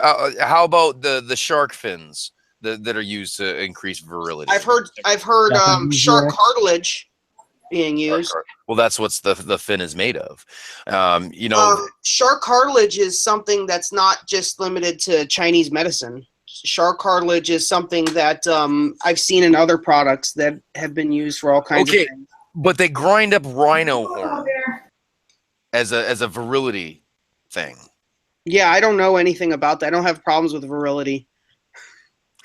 Cute. what I'm trying to, and that's usually where most of these fringe things in Chinese medicine come from is to address virility. But it's I mean, I don't think we're surprising anybody when we say that in China there's a lot of stuff that's sold under the exact pretense that they do all kinds of weird shit. Yeah, of course. But any respectable Chinese doctor is gonna poo-poo that stuff. Any herbalist, any respectable Chinese doctor is gonna know. Now you're talking about. Do you mean respectable, or do you mean one who's been westernized? I mean, I don't really know. I've been to one that, I guess he is considered westernized, but he is from China and did study in China. He's a Chinese guy. Well, of course, but they got to abide by the laws around here. So a lot of the stuff that we're talking about is not possible for them to practice while going above the board. Yeah, I understand that. And there is a big component in the books that I've read about it being administered in the United States and stuff. And, just like the translations and everything have been changed a lot. And, I don't know. As far as I'm concerned, I've never heard of, tiger testicles or I've heard of people grinding up rhino horns for virility, but I've also seen herbs used for virility. So I think it's not just the substance. I think what Inchin was getting to is the superstition element of it. I've not encountered much superstition within Chinese medicine, so honestly, I've not encountered it. Maybe it's because I practice a westernized form of it. Well, I think there's a line here where some people would call something superstitious where you wouldn't. For example, hot foods versus cold foods. There doesn't seem to be any scientific rhyme or reason behind it. And I'm not dismissing the fact. Okay, understand, I'm not being hostile towards it at all. All I'm saying is, at first blush, it seems like a superstitious thing. It seems like it's more based on a metaphysical concept of the world than it is based in physics. I disagree. I think hot foods versus cold foods is something verifiable within yourself easily. Like salads and things like that, they tend to cool the composure. Whereas I mean, you could drink a shot of alcohol and see the feeling of warmth it gives you. I mean, there's tons of verifiable. You could just. Oh, so the alcohol is considered hot? I would assume it would be a heating thing. I don't know off the top. It lowers your body temperature. Does it? Yes. Yeah. So I'm not sure what it's considered, but I'm just saying like things that I've noticed. This has been the first time in 10 years, because I've been practicing these ideas as far as hot, warming and cooling foods, that I have not been ill. I've not gotten sick. So I'll let you know how it goes through the entire cold season. But do you? I mean, couldn't it be a placebo effect? You don't give any credence to that. I give credence to placebo effects in so much that, let's say, there's an herb used for a particular, illness or whatever. Mm-hmm. I think that if you believe that it's going to work, that possibly your body knows that it's to be used for that purpose and uses it thus. And if you believe that it's not going to work, then your body just dismisses it. I think that there's definitely a mind-body connection with everything that you put in your mouth. Well, this is my understanding of Chinese medicine, that it's basically the Eastern version of alchemy. And alchemy is very useful. The whole principle behind alchemy is the idea that geometric forms have spiritual significance that goes beyond mere aesthetic appreciation. What I mean by that is that these geometric forms, properly perceived by the human mind, given the human mind's propensity to shape reality around it through observation, these geometric forms allow the human mind a lens through which to shape reality. So I think that there's a lot that can be said for alchemy and a lot that can be said against alchemy. I do not think you're going to be turning lead into gold. However, I do think you can think yourself into health. And I think that Chinese medicine is very similar in its starting premises. And I don't base this on any pragmatic evidence whatsoever. I base this on what I've learned and understood through our various interactions, through looking up stuff myself and reading about it. I know I dropped the ball. I still want to read that book you got that you were copying some pages from me. So if you can remember it, Don't I'd feel love too to bad. I haven't read the whole thing either. I mean, I'm sure I could get through it in a couple months if I just did like 10 pages a day. But anyway. But we could also get through the Bible. Oh, I've been through the Bible like 10 times, dude. Well, so have I, but I don't know. Just got to keep reading it, right? I don't think so. No, I know. No, I think that we get. I wondered that. We get more Bible in our conversations than most people get in their private reading time. I think that that's what matters. Yeah. The Word of God is the message, not black and white print on paper. Yeah, because I'll tell you what, man. My teenage years, I spent countless hours reading that. McCoy is dying inside right now. He's suffering the unfathomable death of a philosophy master. Me too. Who had his Vince, sorry. Who had his conversation totally hijacked by every which way rabbit trail we could possibly envision. So back to depression. Oh yeah, that. We were talking about that, weren't we? Yes. I'm gonna let you rope it back in. I need to take a pee break, so I'll be right back. Yeah. Okay. So okay. Part of what Watson mentioned was he was talking about Foucault, and I think that's really central to what's going on here, and where he's talking about depression as a social or a cultural cool thing now. And how Eric especially has mentioned a few times where he talks about it's being the kind of victimocracy, right? It's a very Foucaultian, post-structural, mid-20th century French idea that's really the basis of like what you look at today as the kind of, for lack of a better term, SJWism, I guess. The idea of the victim, not even the victim, but someone who is oppressed by society as such being meritorious insofar as they're oppressed by a society, right?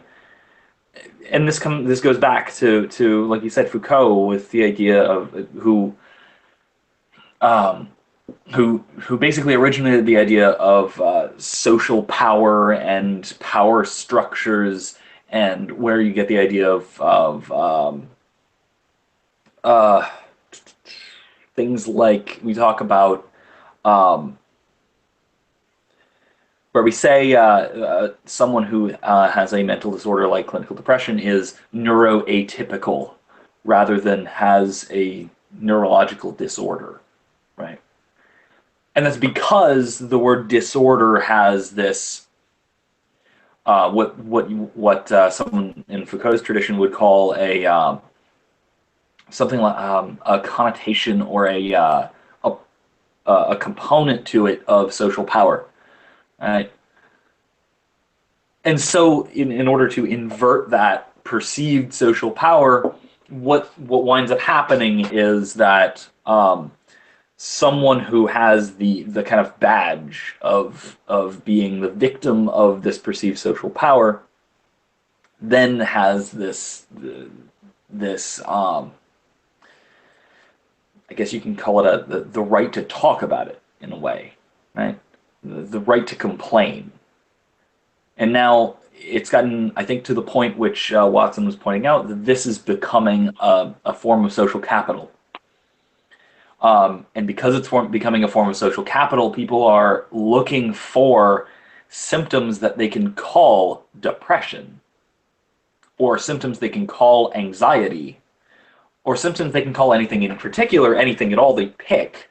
And that's what becomes this idea of diagnosing all sorts of things that aren't actually neurological disorders as neurological disorders, because it's a piece of social capital. Right? Eric, did I fill enough time? How are we doing? Good job. I agree. Yeah. Okay. Cool. Because that's the big thing that I took away from the video we were looking at, and that's as far as I'm concerned, that's the takeaway that doesn't get overblown in a dangerous sort of way, right? The kind that can't get carried away dangerously. And this is the real problem that underlies all of this. That our social capital is becoming suffering. And everybody winced when Donald Trump said of John McCain, "I like guys that don't get captured."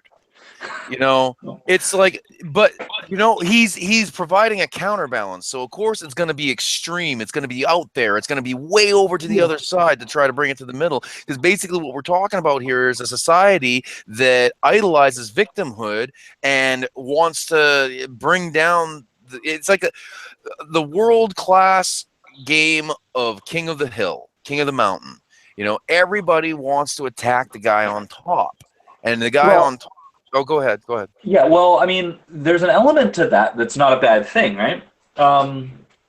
Gornowski, sort of having an idea of taking care of the weak is one thing, but you shouldn't take joy in being weak, and it shouldn't be rewarded with social capital. It should be rewarded with almost condescending compassion.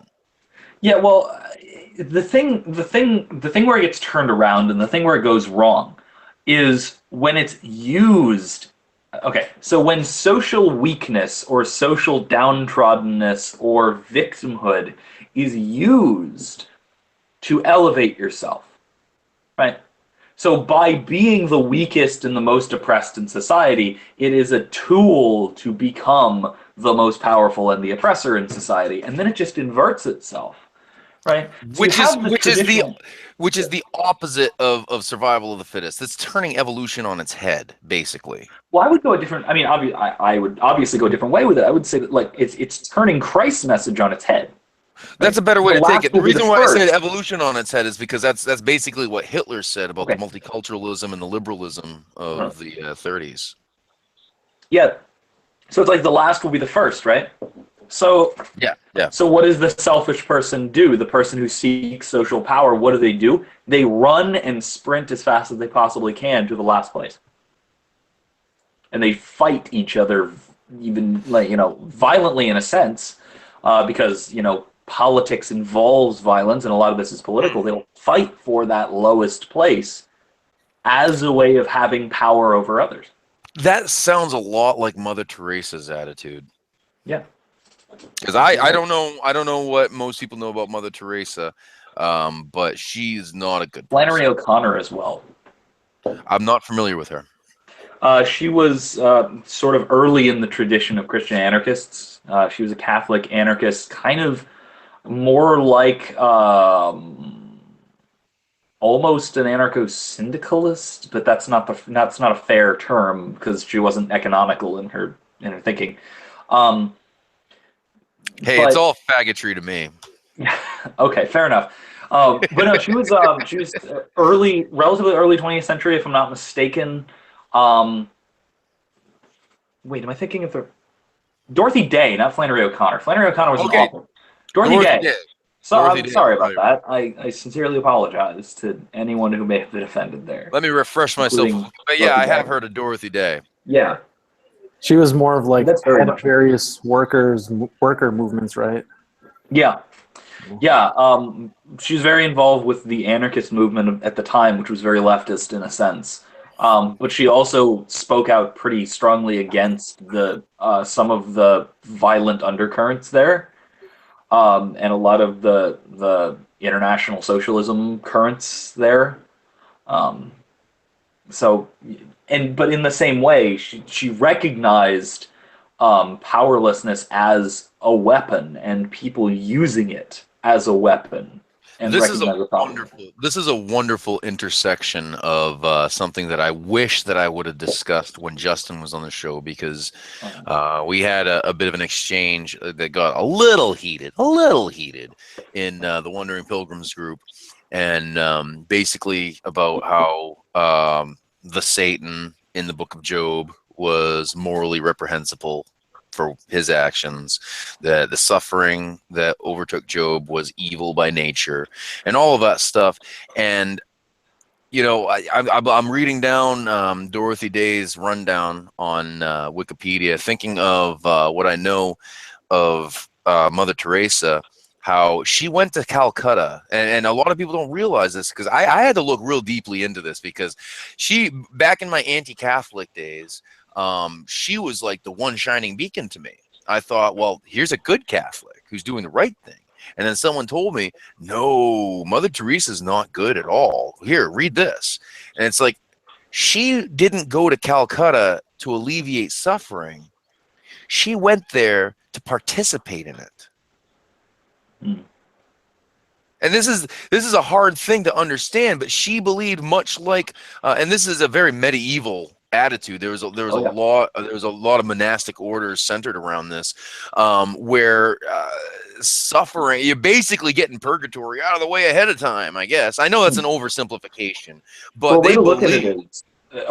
it is well, it's what God did, right?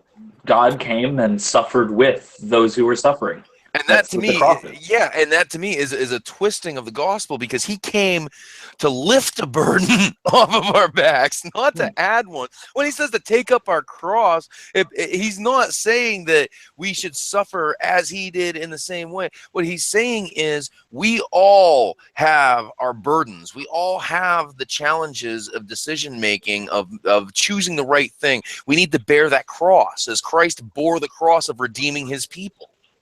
Hmm. I mean, would you say so? Would you agree with that?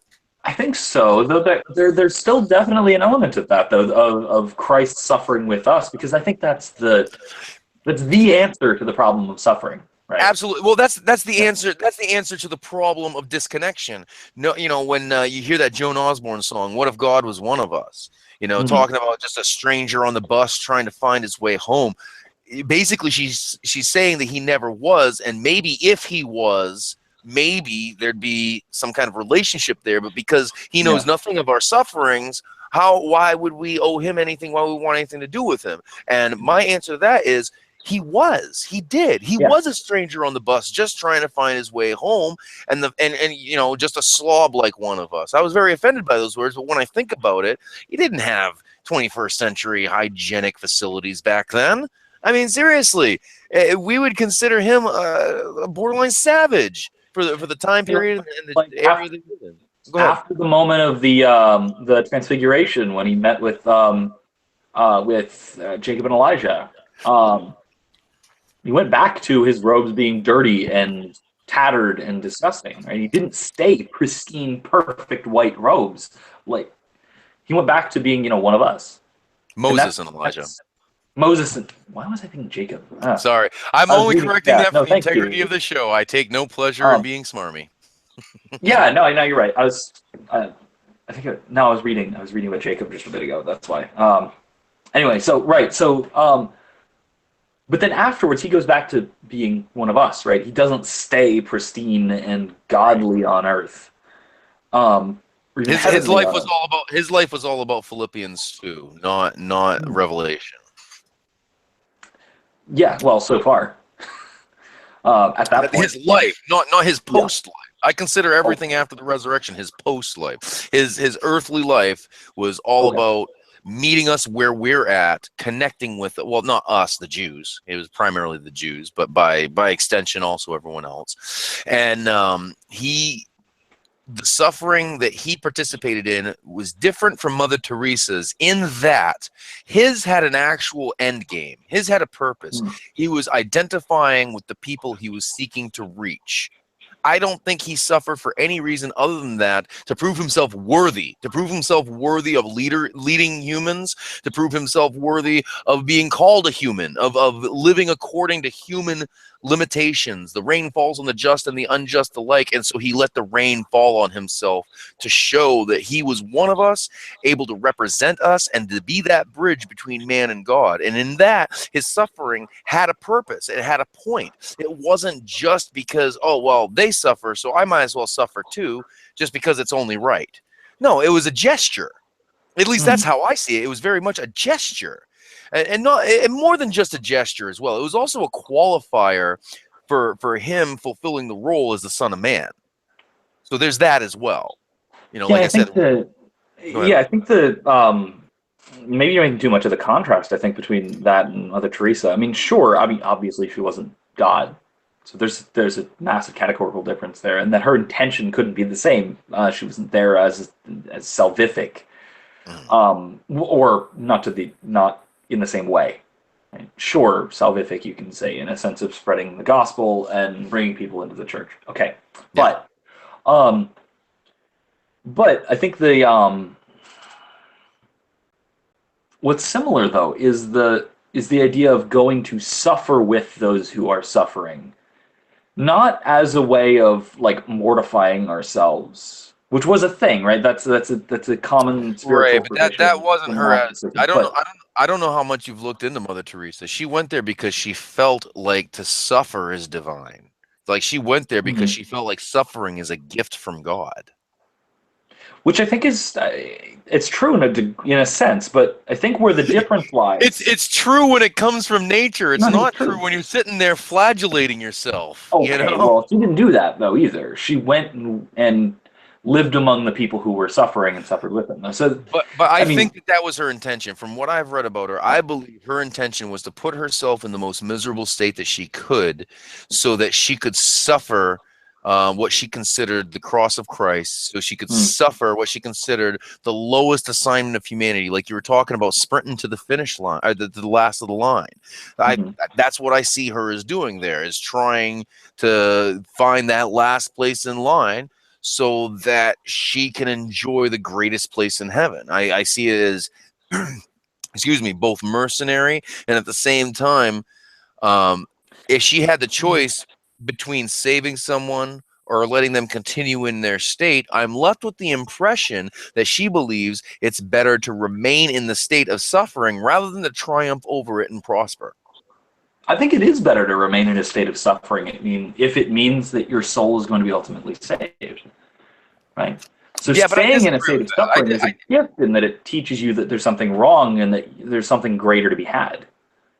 And I think that is a gift. Now, I think where the difference lies between what Mother Teresa did and what we see in what I was pointing out, right, is, okay, maybe you can call it mercenary in a sense of it's maybe in order to achieve a greater place in heaven, but a simple like translation of that is in order to please God, right? And that can't be a bad thing. Where the difference lies is that the way you see it now as a social badge, as social capital, I guess, suffering as social capital today, is that it's used as a way of exercising power over others, not merely glory for oneself. Right? Because if you are a victim, the entire point of being a victim isn't to say that, look at all the bad things that are happening to me. It's saying that, look at who's doing this to me. You should join my side over theirs. Right? And I guess you can say that with like the world and heaven, maybe.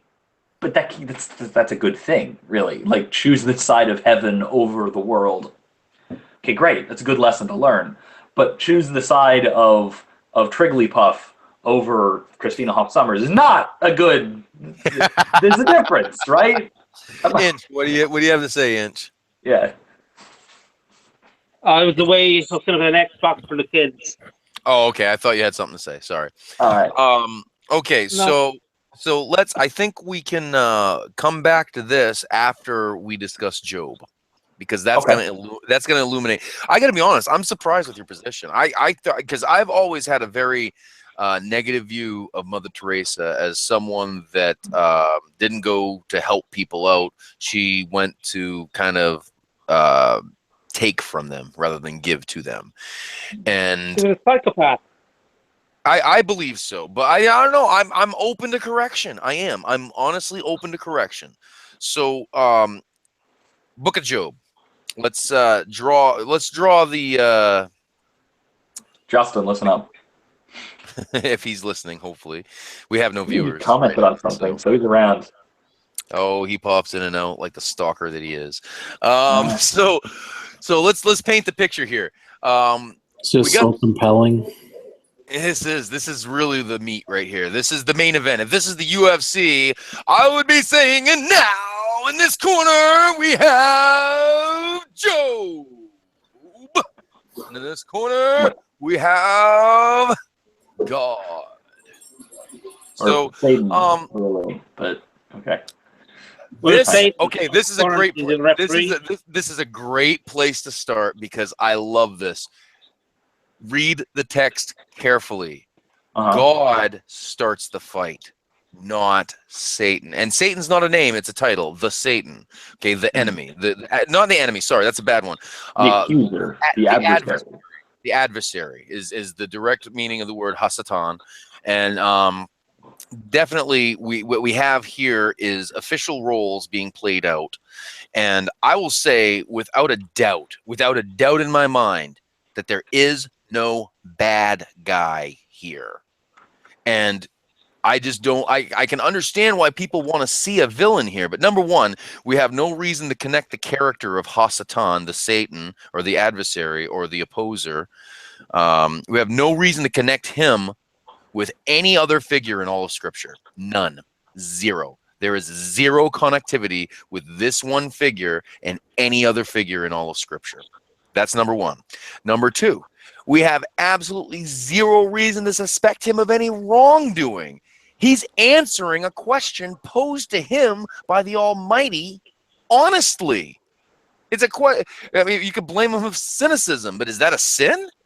I mean, when you look at humanity and you're cynical about humanity, that's not a sin. That's prudence. That's being wise. When you see how people treat each other in the exclusion of any mitigating factors to hold evil at bay, what you find is the Lord of the Flies time and time again. So that's number two. But number three, I don't see any evil, not moral evil, befalling Job. I see only goodness all the way around. Number one, we don't know the moral disposition of his children. Perhaps they were completely wicked, and it was the love of Job alone and God's deference to him that kept them alive. We don't know. We have no idea about that. Number two, animals are animals, and they die by the billions every day. What difference does it make if it's a dude's flocks? And number three, look at the end result. The guy got twice as much as he ever had before. Hopefully he shut his wife's mouth, and ultimately he was a better person who actually knew his creator to such a deeper degree than any of us ever will this side of heaven. I don't see any bad in the entire book. I don't see any sin on anyone's behalf except for Job's wife. Right there is the value of suffering. Yes, that's what I'm talking about. This is why it's an awkward position for me, because I don't believe that it's right for people to choose that themselves. That almost kind of negates the whole purpose of the suffering as being against your will in the first place. And I have a hard time linking what Mother Teresa did with what Job endured, and for the same reasons. And I can see how that inference can be made, but I reject it. I defy that. And the reasons I defy that is because we're not God and we don't get to choose our own suffering. We're supposed to choose prosperity. The whole reason why it's suffering is because it's against the will of what we're choosing to do. Yeah, well, I see, like, I want to bring it back to something you mentioned about Mother Teresa again. You're saying that she chose to suffer rather than to bring them out of suffering, right? Right. And you're saying that that's just an entirely bad thing to not bring them out of suffering when you could. But if suffering is is redemptive in that way, then it would be, I think, better to suffer alongside someone who is suffering for the sake of God than to Yeah, I just don't. society. Sorry, go ahead. I didn't mean to cut you off. Or sorry, She denied him medicine to help her suffering. Yes, exactly. And that's I was gonna bring that inference. What about that Christian couple that kept the insulin from their daughter and she died? heretics. I can say that. That's totally fine. Like the part of the reason for that, if I'm not mistaken, was an idea of Divine trusting in healing. God's will with Yep. God healing, and that's nonsense. We in the church believe in science and that it works, and God's world's an orderly world, and that's totally fine. Okay, that's valid. It just seems like 6 of one and half dozen of the other. We're taking arbitrary reasons to play God. Basically, we're taking arbitrary reasons to play God rather than do the morally mandated right thing, which is to help one another, to lift one another up, to alleviate the suffering of one another. We are standing in God's shoes saying, well, the evil of today is not sufficient. I need more evil. Was that she didn't like go and start like torturing people? No, but she did, and- like Inchine said, she purposely withheld medicine from them. Not medicine, sorry, painkillers. They had an abundance of painkillers at some point, and they were doing amputations from gangrene, and she was withholding the anesthesia from them because she saw the value in their suffering. Come on, dude, you got to tell me that's Yeah. evil. That's evil, isn't it? I'm not. I've never seen that before, so I'm not sure if that's. But if it's true, okay, I okay, could well, be, even if I'm wrong in my facts, hypothetically, if that's true, okay. hypothetically, that's got to be evil. Okay. I mean, hypothetically, I feel the cognitive dissonance. Well, I mean, I wouldn't say that's definitively evil. I would say that. Well, okay. Here's the issue. The issue is that yes, in any case, somebody in that case is doing good, right? Is still healing people. It's just they could be doing more. And if you can accuse someone of evil for not doing as much as they could, then you have to accuse God of doing evil for anything that happens in the world. But you just nailed it. You just nailed Okay. it. We're not God. Okay, sure, but I mean, if they're okay. You presumably right now could be out doing something else bettering the world. This kind of comes back to the idea that who is it? Some comedian, I think, talked about the idea. No. Listen, Vince. I understand the point you're trying to make. I just reject it. It just reeks of playing God. It's not as though there isn't benefit to be found in a certain kind of suffering. As a parent who spanks his children, obviously, I agree with that. You know, there's a managed form of creating discomfort to a degree to achieve an end. What I'm saying is that we as people, as human beings, as empathetic creatures, we seek comfort. We seek enjoyment in life. And the only reason we seek any level of adversity is to sharpen us, is to make us stronger, to make us harder, to make us more able and more equipped to accomplish that which we want to accomplish. And what I'm saying is that arbitrary suffering itself produces nothing good, often leads a person deeper into hell, often leads a person deeper into a hatred of God, often leads a person deeper into their own delusions. Well, that's not. We're not that's God. the opposite of what you were saying when we were looking at the Book of Job, though, right? Because it's The God. arbitrary suffering ended. Well, it was Because still, it's God though, doing it. It's God's looking with from the God. Wait. respect Hold on. It's Okay. God looking from the God's eye view, seeing the end from the beginning and purposing things accordingly. Something that we have no capacity for. As someone who loves manipulation, I have learned to hate it because all too often I'm responsible for ends that I did not anticipate because of the hubris of my assumptions. Special pleading, though. How do you figure? Just because I gave an So you're anecdotal evidence? no, because you're excluding God from the possibility of God being evil. You know. Well, I wouldn't say it's For the quite sake of special pleading in argument, that sense. for the sake of argument, yes, I am excluding God from the possibility of evil because that's not the context of the conversation. But Right. if you want to discuss the possibility of God's malevolence, I'm open to it. I don't see it, but I mean, you lay your best stuff on me, and I'll give you a response. But I don't believe in God, so it'd be hard for me to lay my best stuff on you, wouldn't it? Yeah. Well, just because you don't believe in God doesn't mean you don't acknowledge the possibility of God. No, I acknowledge the possibility. Yeah. Yeah. Careful there. What? That's the hook. That's the bait that hooks. That's the bait that goes on the hook of the ontological argument. Got to be careful. Yeah. Not I just believe in God. I'm just saying. See that, and that's one of the reasons why I appreciate Inchin so much, because he's one of the most honest atheists that I know. You know, he's honest to a fault, and I love that about him, and that's why I believe that Jesus loves that about him, because ultimately speaking, I think this dude will have a lot less time in purgatory than the rest of us. I'm a bad man. But suffice it to say, I roping it back in, I do see value in divine ordained suffering or the perseverance thereof. But perseverance precludes embracing it. Perseverance is struggling against it, not working with it. Job cried out to God to plead his case. He was in opposition to his suffering. And that's why God rewarded him so greatly, not merely with an answer, not merely with wealth and prosperity, but with a whole newness of being. Is what he gave him through that, because Job contended with his suffering. He didn't embrace it. He didn't embrace it for 1 second. He powered through it like a champ.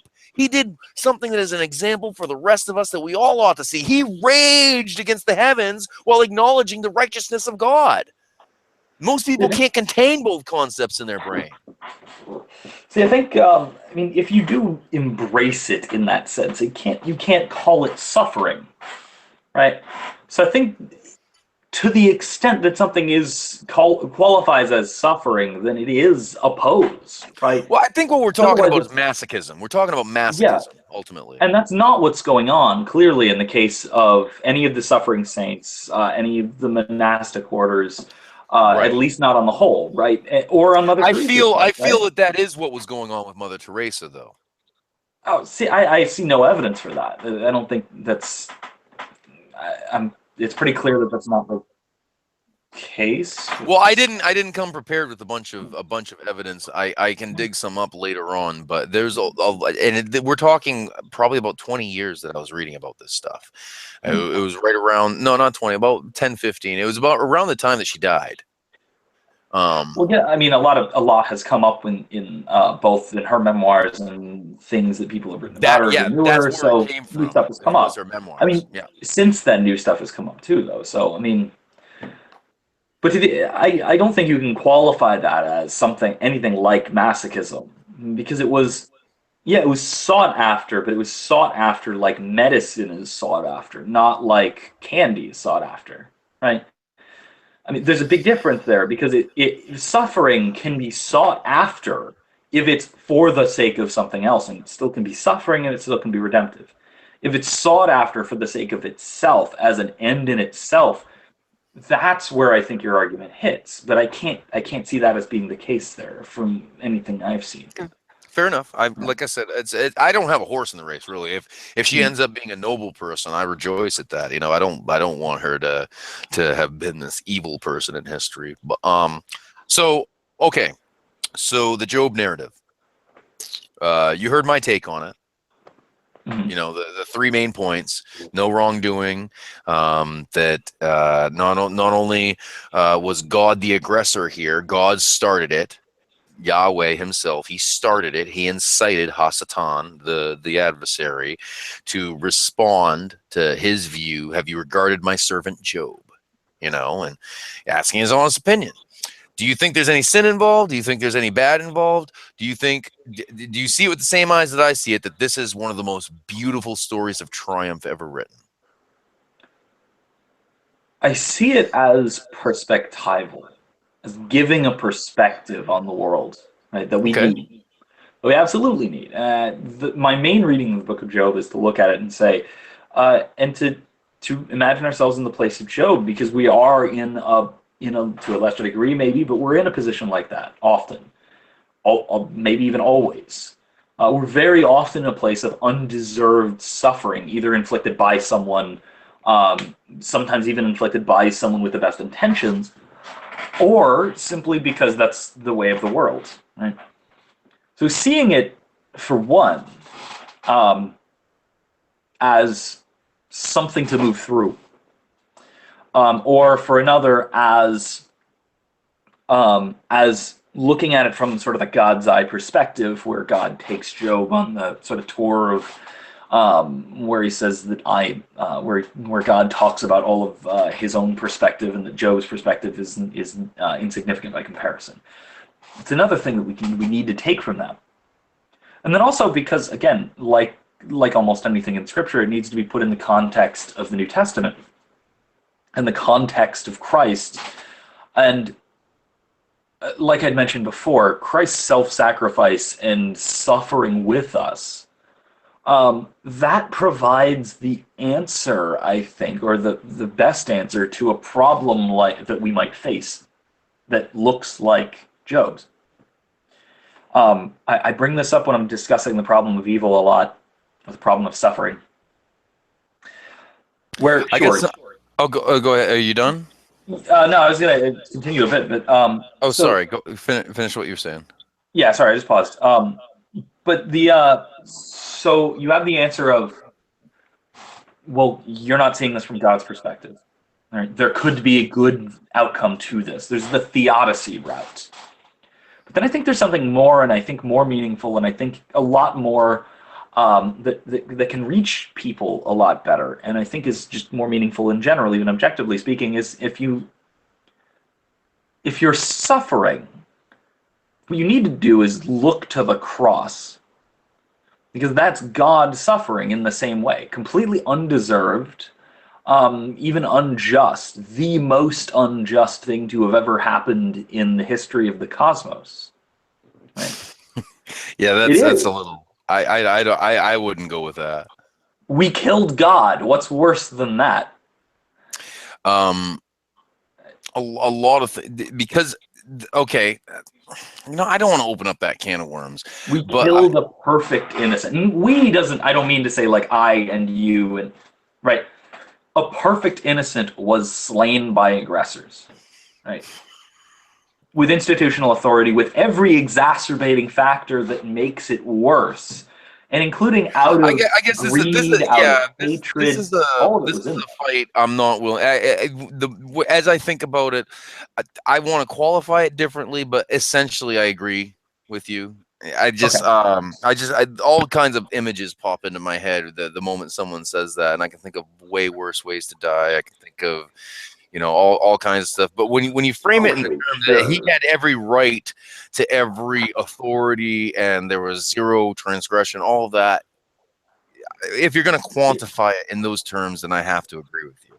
Yeah, he was a pure innocent, killed in the most gruesome way the people at the time could possibly inflict. Yeah, it was worse than killing a baby. Absolutely. Yeah. I got to agree with that. Yeah, so, and that's what I mean to point out, though, is that suffering it's an act of coming to suffer with us, and it's something that we can put our suffering to, which is why we talk of like laying our burdens at the feet of the cross, which is why we talk of uniting our sufferings with Christ, why we it's why Catholics why we at each Eucharist participate in the sacrifice of Christ. It's uniting any suffering we have as a sacrifice, lifting it up to God, rather than just saying, well, this sucks, and I guess God's got a reason for it. And that's one of the things that I appreciate about Roman Catholic communion that is sorely lacking in evangelical communion, is that idea not just of the downward gift to Christ, downward gift to us from Christ, of taking our sins from us, but also the act of us casting our sins upon him and experiencing, you know, the divine communion, the divine union, and having that connection that goes beyond the mere theoretical, where we recognize A, he suffered, B, we suffer, and we're together in that. Mm-hmm. Yeah. I want to read you something. Sure. On that, on the thread in question, this is the original way that Justin worded the original post. He says, opening of the book of Job, divine court scene. The Satan accuser equals prosecuting attorney. Different. An argument could be made, but anyway. I mean, I wouldn't, but okay. Yahweh, defensive attorney. Yeah. Yahweh, defensive attorney. By Yahweh's own rules, the prosecution's claims had to be disproven by the defense. The Satan claims Job's righteousness is contingent on his blessings. This accusation could only be disproven one way. Yahweh's hands were tied, yet the Satan was proven wrong in the end. Discuss. And we had a long discussion where there is copious. Oh yeah, you're looking through it. Yeah, copious. Yeah, there was copious saber rattling going on there, and I'm not innocent. So, this is on the, for any viewers or listeners, this is on the group Facebook page, which is open? Question mark? I think. No, I think it's closed for the sake. Oh, it is. You don't want this. Yeah, for people who don't want it coming across on their feeds. Right. So any viewers who do want to see this, you can come and see what we're talking about. We'd be glad to add you. Absolutely. We're always looking for new members. I don't keep anyone out. Like I said, the only reason it's closed is just for the sake of people keeping their private comments private. Right. So, anyway, go on. Like I was saying earlier about the abortion debate, I don't talk about it on my wall these days at all. It's just not worth it because I never communicate properly. But anyway, so after this long exchange between Justin, Johanan, and myself, I'm going to call Johanan out on his bias 100% because the dude's practically autistic with how he views suffering. Justin makes some good points, I believe, and this is an ongoing discussion between him and myself that was at one point mediated by Christopher McHugh, and Christopher McHugh made far more sense to me. I think, and it was a bit of a bridge, but suffice to say, I just want to read this comment real quick rather than waxing too uneloquent. So, Joe Simpson says, and by the way, anytime he posts one of these lengthy responses, I've been super impressed with the depth of thought involved with this guy and how he deals with stuff. We had him on the show the last time we were broadcasting. Joe Simpson says, anytime you combine these two things, finitude and self-conscious intelligent free agency, the third, suffering, comes. To be conscious of finitude is suffering. The good suffer, the bad suffer. Suffering leads to an awareness of insufficiency in ourselves. Excuse me, sorry. I should have muted myself. That was rude. To be conscious of finitude is suffering, the good suffer, the bad suffer. Suffering leads to an awareness of insufficiency in ourselves. This challenges the primal natural assumption of self as source. Everything God did was to take the assumption of this mindset and challenge it to give up the ghost. The biblical theme of fear God, choose the good, and you will be blessed is just as toxic to the primal mindset as man's response of, screw you, God, I'm going to do what I want. In both cases, man is in a position to source within himself the will to the good or the will to the bad. In both cases, there's the acquisitive appetite and the consequent labor to procure. Though God and Satan are different objects, the inner mechanism and mindset of the soul are identical. The hedonist burns out. the religious burns out. Neither put the fire of suffering out. That we are all here, that we all here suffer any less than Job is an illusion we can create out of time on our side. Now I suddenly get that song running through our head. But we all lose our kids, our health, our prosperity. But we shall all lose our kids, our health, and our prosperity. If we are sensitive enough, we can feel that impending loss and doom, even as we put our healthy children to bed at night. Some of us are so sensitive we carry our death with us through every moment of life. Parenthetically, one benefit being that when our death finally arrives, we are well prepared for the good death owing to years of practice. Job is simply a temporal distillation of our common suffering. The divine court is part of the ancient cosmology that flows from the mindset of self as source. The scene is another manifestation of the garden scene. Adam is being tested by the serpent, the crucible, and God is the one who put the tree of knowledge of good and evil there, who put the serpent there, and God was watching to see what Adam would do under suffering. What was Adam suffering? He was given an appetite for the beautiful fruit, then provoked by a particularly beautiful fruit that God put in front of him that could not be eaten with no explanation. Absurd. If you don't want the fruit eaten, why put it there? What is the fruit if it's not to be eaten? And you tell me that the fruit will give me a knowledge of good from evil, and yet you tell me that it's evil to eat from it and I should avoid it? Yet how can I discern what is right and wrong unless I eat this fruit? Your irony is killing me with every commandment.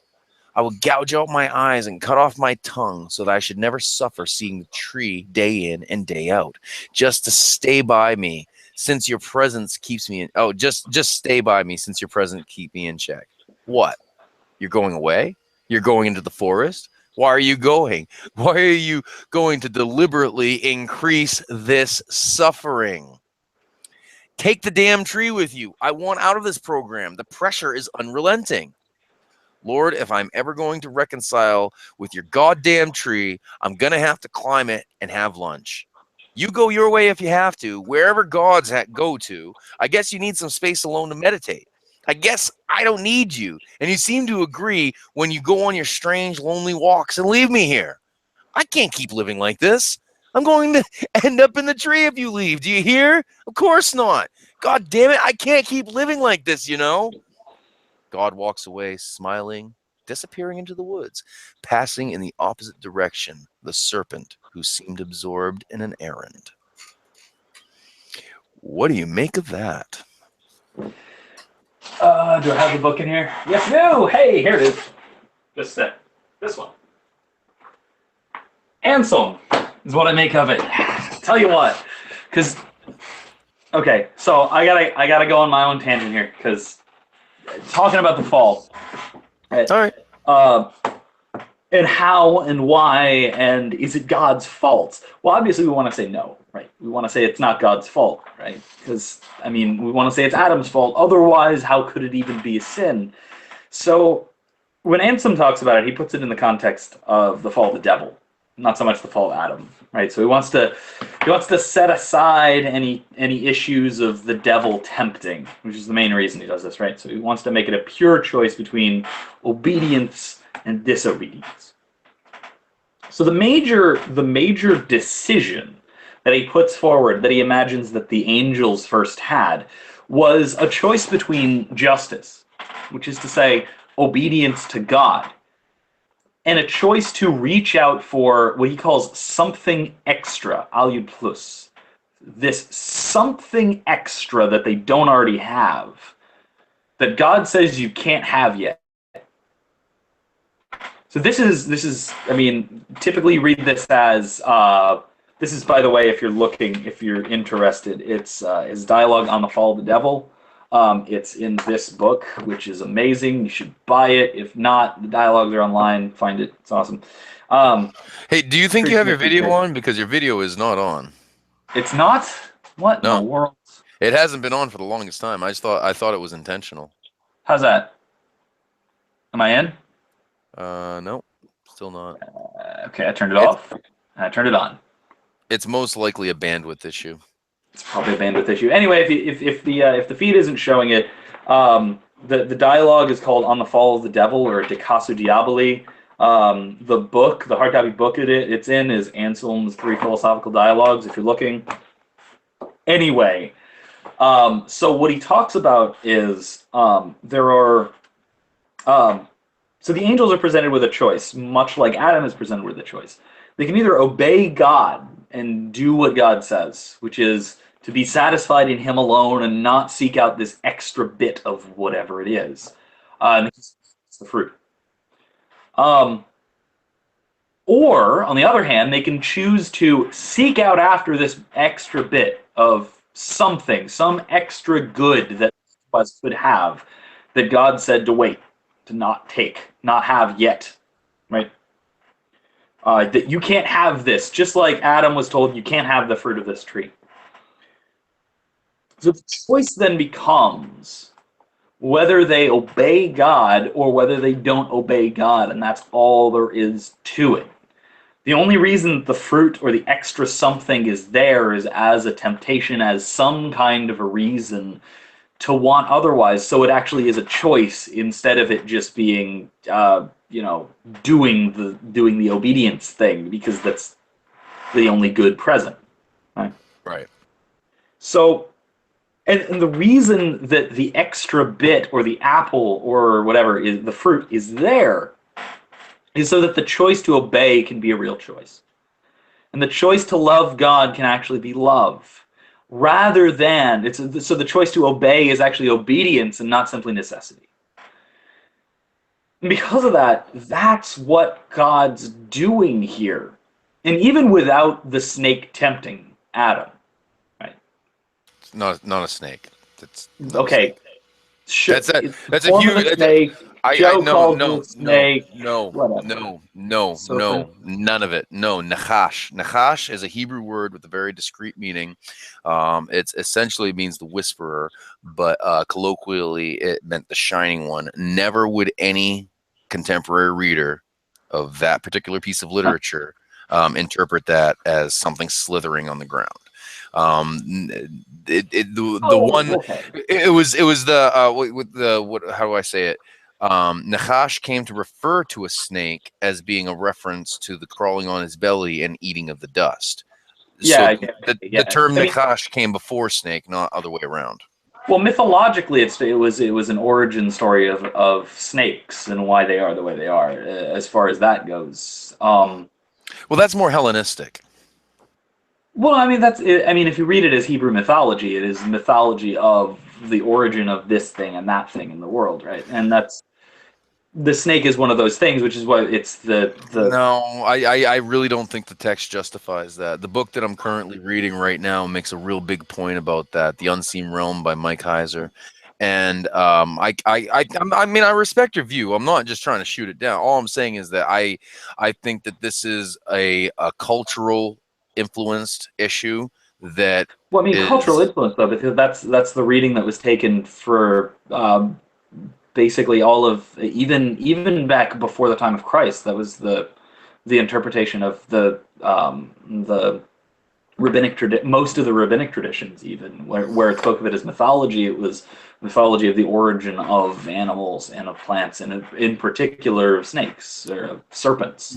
I disagree. Every rabbinical tradition that I've seen on this regards the statement saying that he was more cunning than any beast of the field was a differentiating factor. And if you look at Hebrew linguistically, it does separate them into two categories almost necessarily by the way the syntax is worded.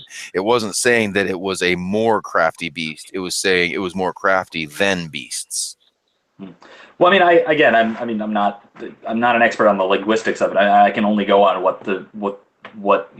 what's traditionally been the interpretation as far as I know it. And I mean, going back, it was talking about it that way. Anyway, fair enough. Right. Go ahead. So, no, the point though is that even setting aside the tempter, whatever that might be, right, it still winds up being a choice, right? And in order for it to be a choice, there has to be a good on one side and a good on the other side. And the good on the other side is this fruit that Joe talks about in his post, which is it has to be appealing enough to appealing enough for the will to take it as an alternative to obedience to God. Right. Well, just having it be forbidden is enough to arouse the desire. Well, even that, not necessarily,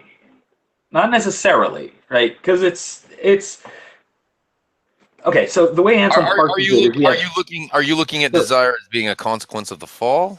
Oh no! Desire in general, right? So a desire is a desire for something. Or incomplete sentence. The desire for something that you're not supposed to have. Yeah, I think that would have to. Well, as such, it would have to be either as a consequence of the fall, or you can take Augustine's description, which he talks about why he stole the pears when he was young, even though he just threw them away and didn't actually want them. Yeah, that was in Confessions. I remember that. Yeah, his reasoning. This is a really famous passage. His reasoning was not all that explicit, but what he seems to be hinting towards is the reason he did it. What he saw that was good in the theft was the fact that in stealing, in appropriating to himself this object, this ability to take the object, he was in a sense taking on an imitation of God's omnipotence, right? And in that passage there as well, in addition to what I was talking about with Anselm, Augustine talks about this in the same way that he reads Adam taking the fruit from the tree. He takes it as the knowledge of good and evil, not as just knowing what's good, knowing what's bad, which is, I think, a bad, if maybe even an impossible reading. But rather, he interprets it as Adam taking onto himself, qua man, qua creature, the ability to decide what's good and what's evil. Right? Defining this action as good, that action as evil.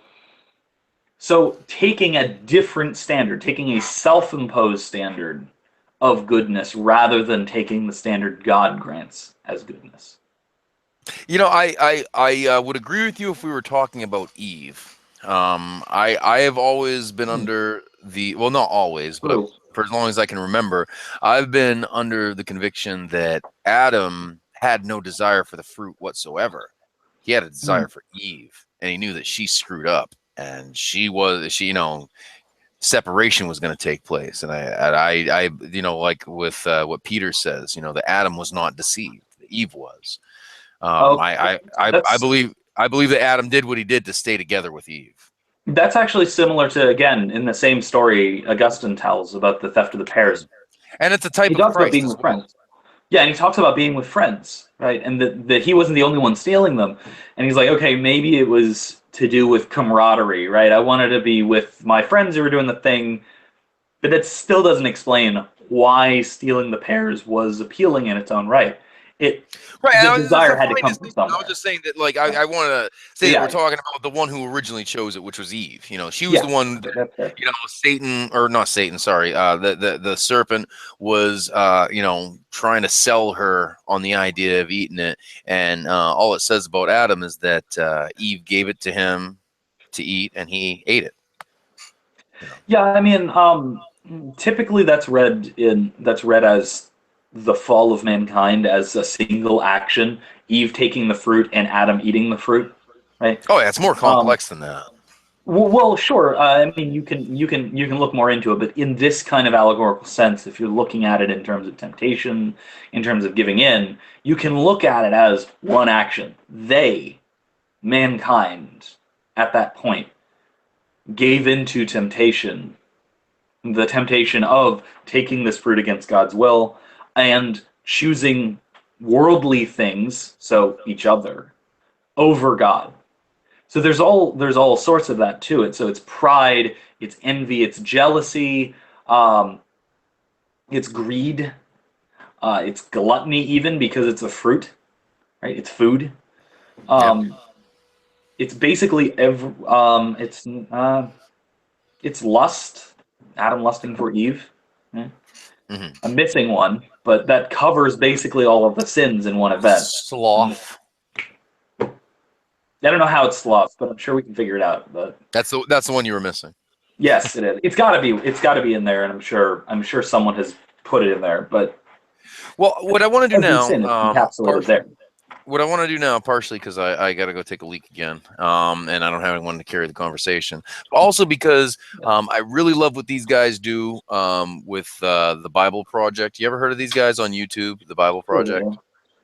They do a lot of they're two pastors that do a lot of animations explaining tough areas of the Bible.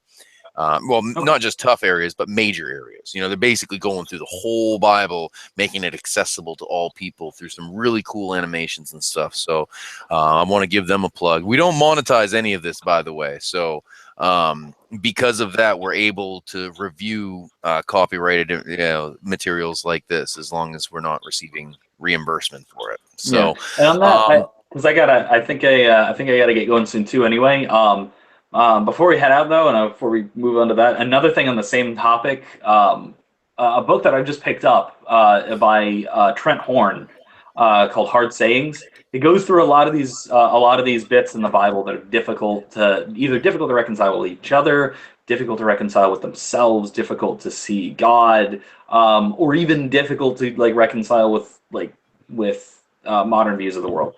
And he goes through like one at a time, and it's really well done from what I've seen. Do you have? I haven't finished yet, but do you have about 20 more minutes? Probably. Okay, 20 more minutes. Okay, this video is 7 minutes long, and then we can spend 10, 15 minutes in discussion afterwards. So I will switch over to that. Give me a second to get everything quiet and right, and boom. All right, I'm.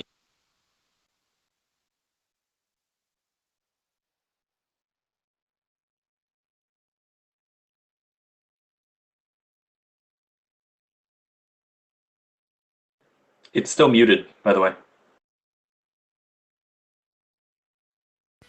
Get into it. There we go. Not muted anymore.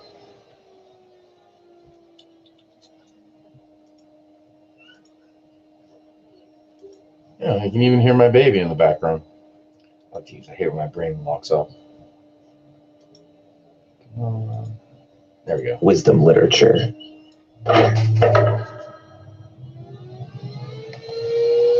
There are 3 books in the Bible known as the wisdom literature: Proverbs, Ecclesiastes, and Job.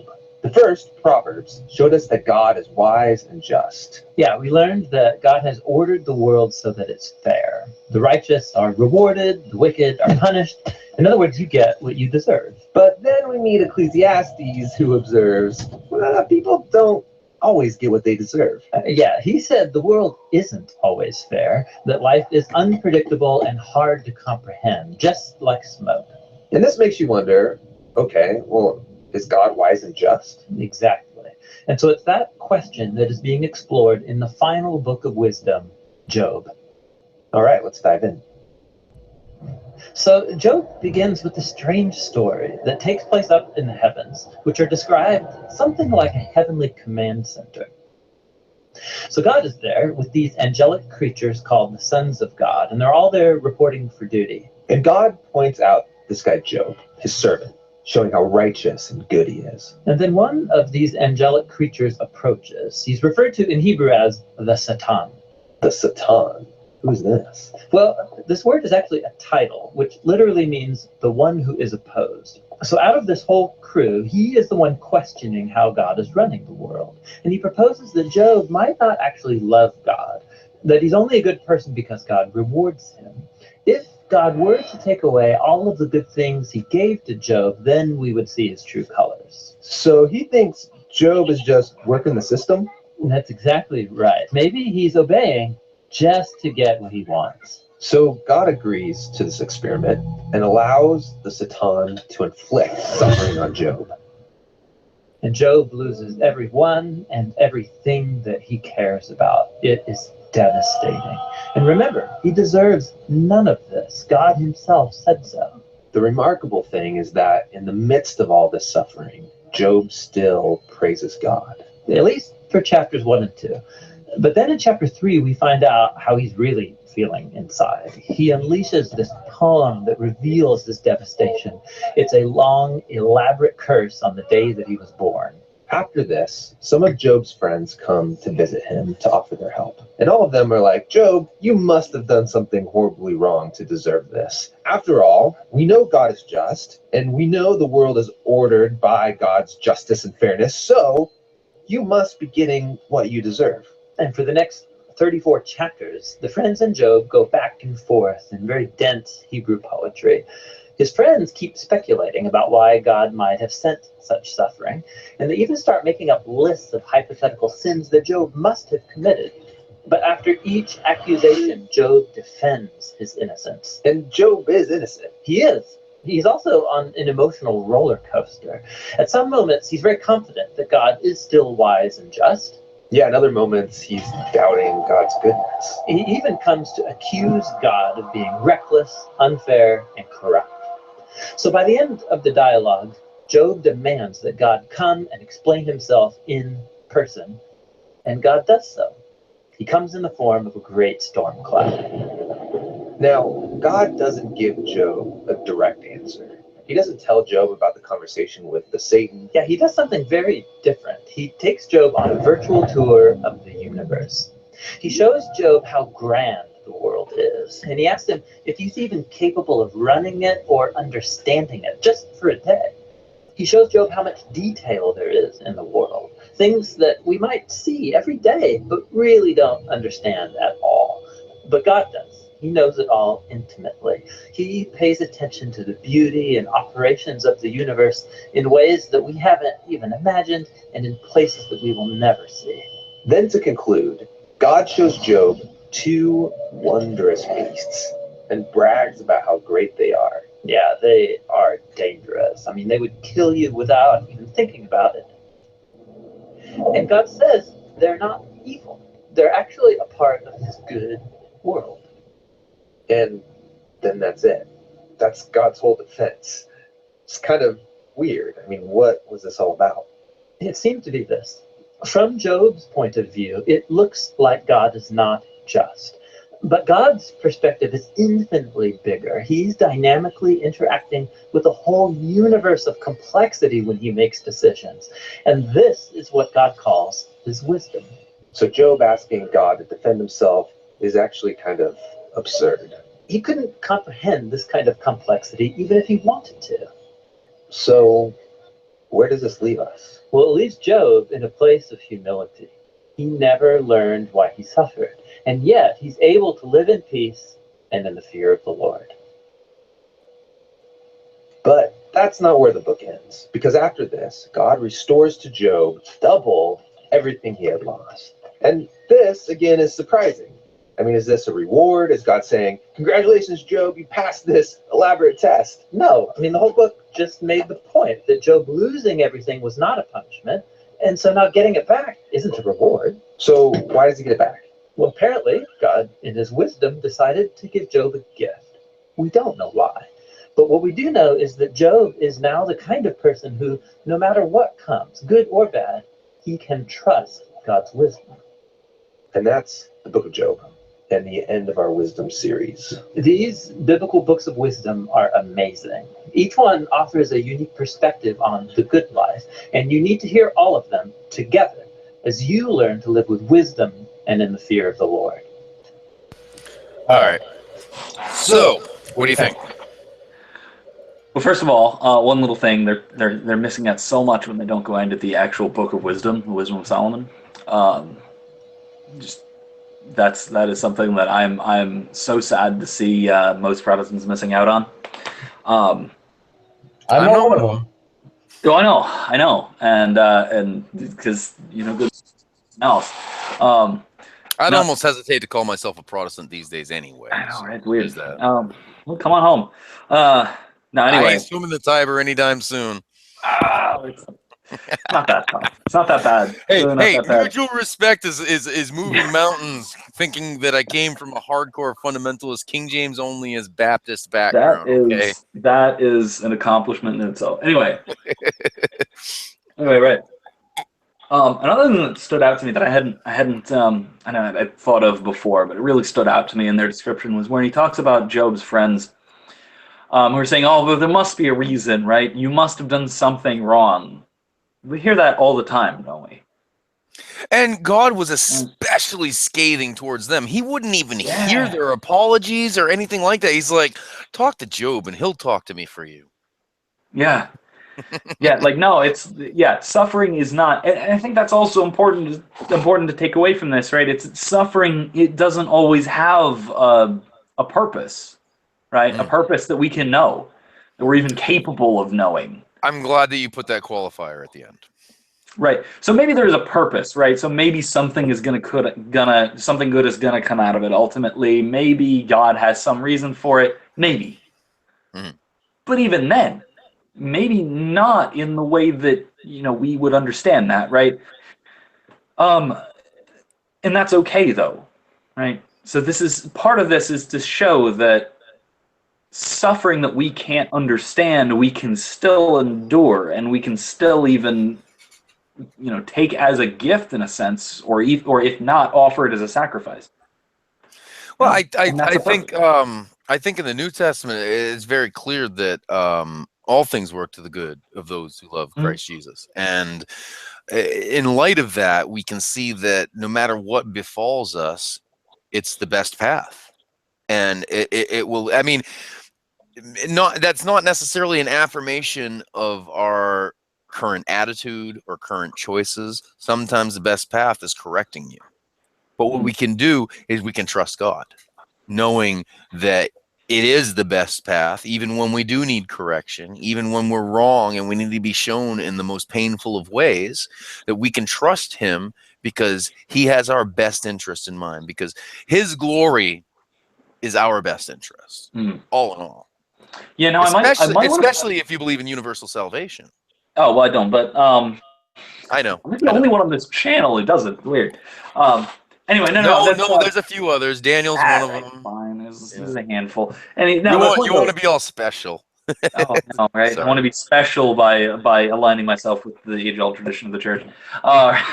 Anyway, I know, and we'll talk about. I'm sure we can talk about that another time. Anyway, so the point is, so what I was wanting to bring up there is, I would push back a little bit to say that the path that happens, or the path that we're on, or the path that we're led to, or anything that happens to us caused by God, or that God permits even, is the best path. I wouldn't quite say that.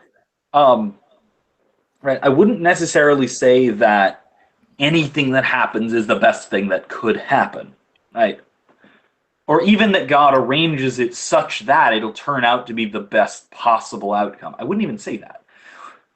What I would say is that anything that we do, anything that happens to us, anything that we see happen in the world has a good, positive outcome and will work out for the best interest of God and those of us who love him.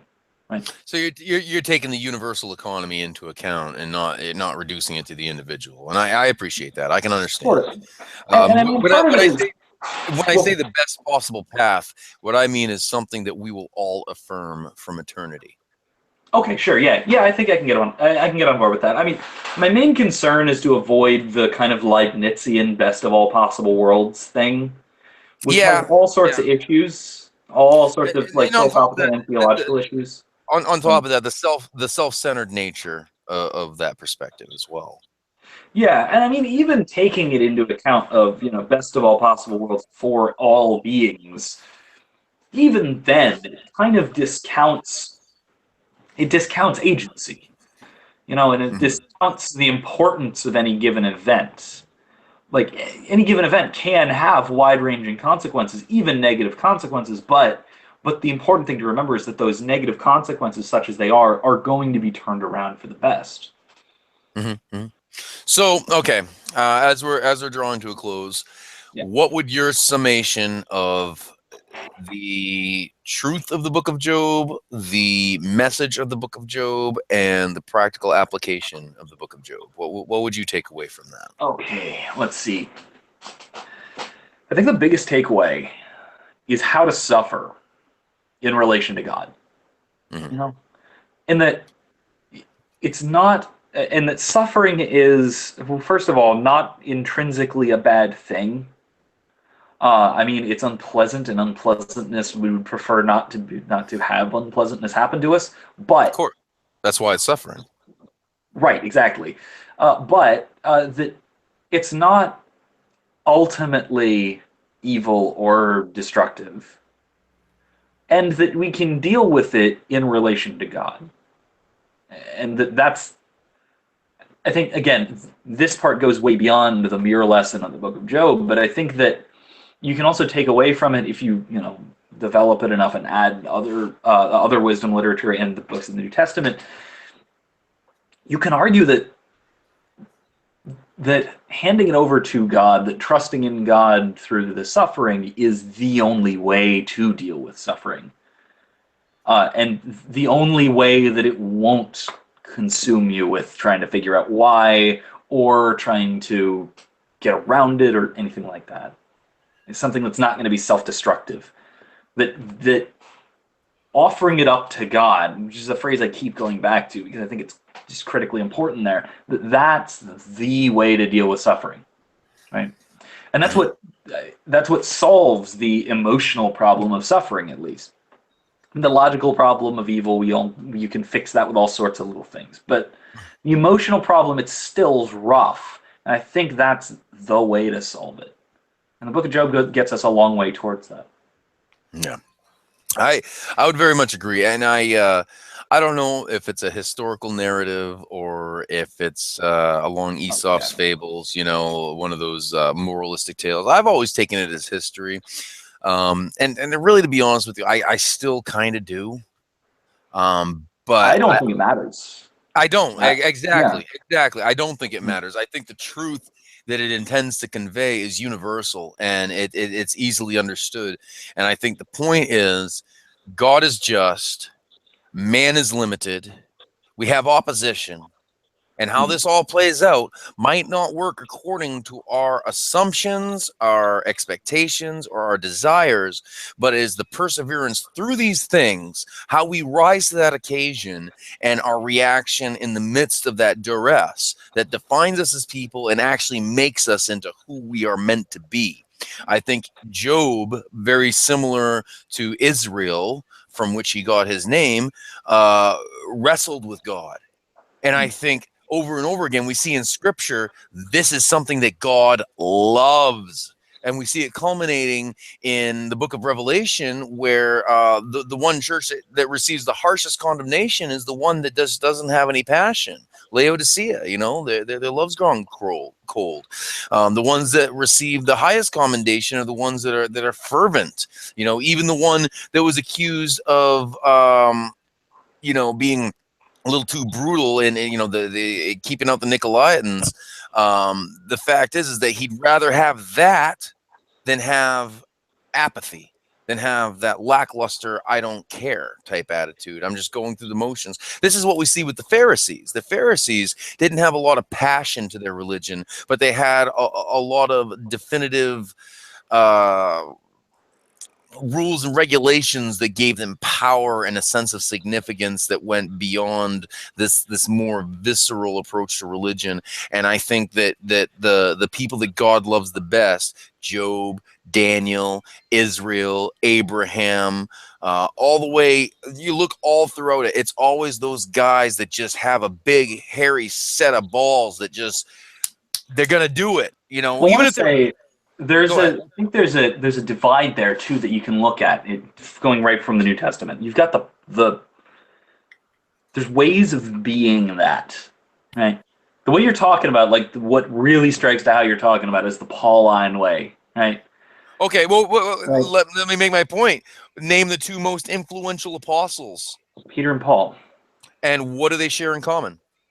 Well, I would say they share in common a love of Christ, but what they have in differences is really important. Personality-wise, what do they have in common? No, they're really different, though, and I think that's cool to notice, right? Because you got Paul, who is and I agree, fire.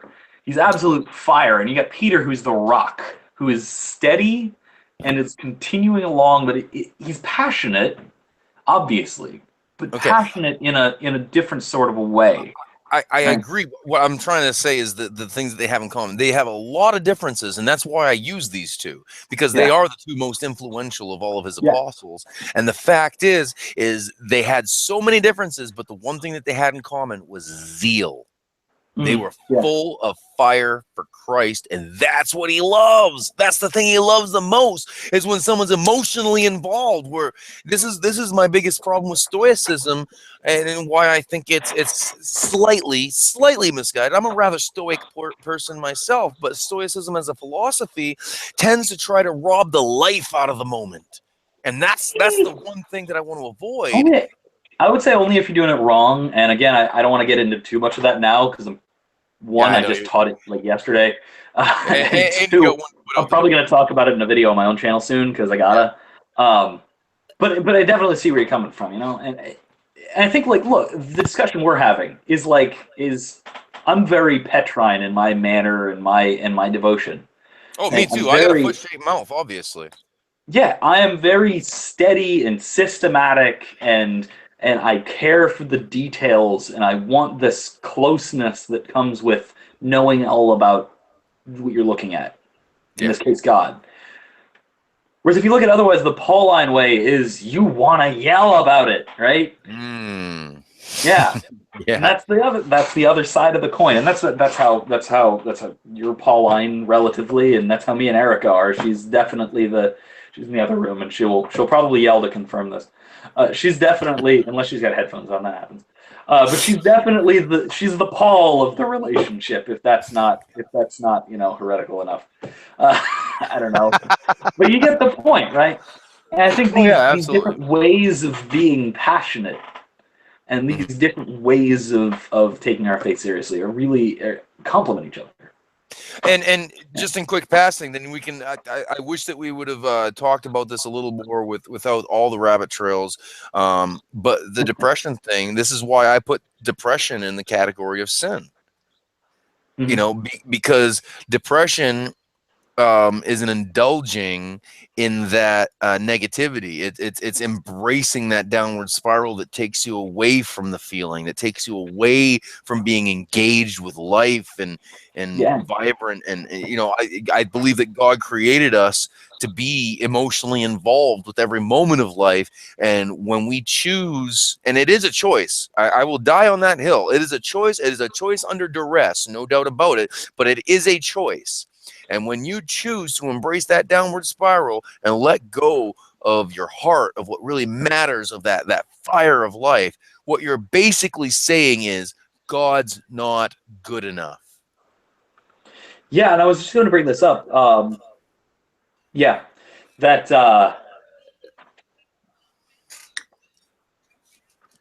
when was it? I'm trying to remember when this was. The sin that we know of is sloth. Used to be divided into Acadia, so apathy, basically, on the one hand, and sadness. These are two different sins in the original monastic list of 7 deadly temptations, as they were known at the time. Right? So sadness was a very critical issue, and especially if you think about the monastic life. Right? It's easy to fall into something like depression if your life is rote and monotonous and monastic, if you're not enthusiastic about it. Right, exactly. And that's a spiritual danger. And I wish we'd hung on to that, but I think I'm trying to remember which one it replaced, and we probably need that one just as much. What we got to do, like today was like, I want to keep Fridays as Philosophical Friday, you know, Tuesdays as State of Affairs Tuesdays. But what we got to do is we got to set aside a broadcast specifically for this particular subject. Not necessarily reflecting the Book of Job, but depression and mental illness in general. I think there's a lot of stuff that overlaps. There's just a lot of stuff to discuss here that is directly relevant, not just to the Christian life or even the secular life, but to our existential experience of life, how we deal with the various stressors of our day-to-day struggle, for for lack of a better word. I think it's a very far-reaching and expansive subject that deserves a lot of personal attention. Oh, okay. I found the original list. If you're wondering here, the Go for it. original list of deadly sins were in order of increasing deadliness: gluttony, lust, avarice, sadness, anger, acedia, vainglory, and pride. There were 8. Anger is a misnomer. You mean wrath, don't you? It was in Latin, so ira. So yeah, wrath, anger, unrighteous anger. Right. That's why I said Wrath. wrath. Yeah. But not even necessarily the actions of wrath. It was it's more the connotation of the motivation, hateful anger, hatred. Yeah, where it comes from. I think that's what the 7 deadly sins are concerned with, is where it comes from, not so much as the actual effect. Which is kind of uncharacteristic for Roman Catholicism, but I don't think we Which should. Is why they were. I mean, they were originally the list of 8 that I just went through were originally called the 8 deadly temptations, not sins. They eventually, and that was when it was just a monastic exercise for spiritual discipline, rather than a list of things to think about before you go to confession for laymen, kind of thing. Yeah, that's not a dogma, is it? No. No, I didn't think so. It's just a monastic tradition sort of thing that turned into a sort of lay spiritual discipline to help people. Yeah, a lot of people think of it as being something that's like assumed and confirmed, and it's like no, this is kind of like Dante's version of hell for Protestants. But yeah, kind of. Well, okay. There's a lot about it in demonology and such, but it's also another different topic. I think that we've filled out today's show wonderfully, and this is probably a good point as any to end on. I very much appreciate your input and participation, as it's always good to have an expert on the panel. I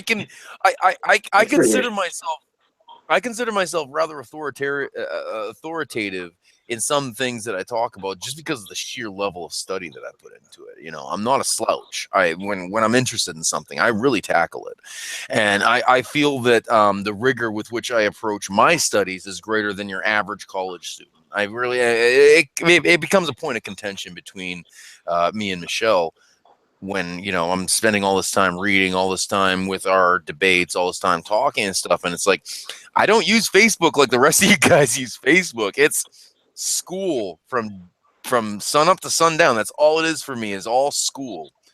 I mean, that's me, but I gotta add in memes in there too. But oh yeah, you take a break and you screw off a little bit, but by and large, Facebook is a tool for which I can network with all kinds of other people with similar interests. So in any regard, I'm gonna draw it to a close here, and I think that this has been a really good conversation if people can get past the first half hour, and after that, it's all been very vibrant, and I very much appreciate the conversation that you and I have. Hopefully, next time we can get Inching in a bit more, because he has a lot of really good stuff philosophically to say, and I think Daniel. It's too bad he had to work today, because this stuff is right up his alley. The Book of Job is right up his alley. Justin, it sucks that he can only stop him for those few minutes, but hey, we'll do it again. We'll definitely do this again. We're going to make this a regular Friday thing, where I'm going to do philosophical Fridays, and we're going to keep coming back and hammering at this stuff. And when something becomes expansive enough, we'll make a special broadcast for that in particular. But in the meantime, thank you for being here. Thank you, Daniel, if you can hear me. Justin, Johnny, for chiming in. Awesome, he's there. And I just hope that everyone tunes in next time for the next broadcast of the Wandering Pilgrims, as we figure nothing out ever. Ha ha!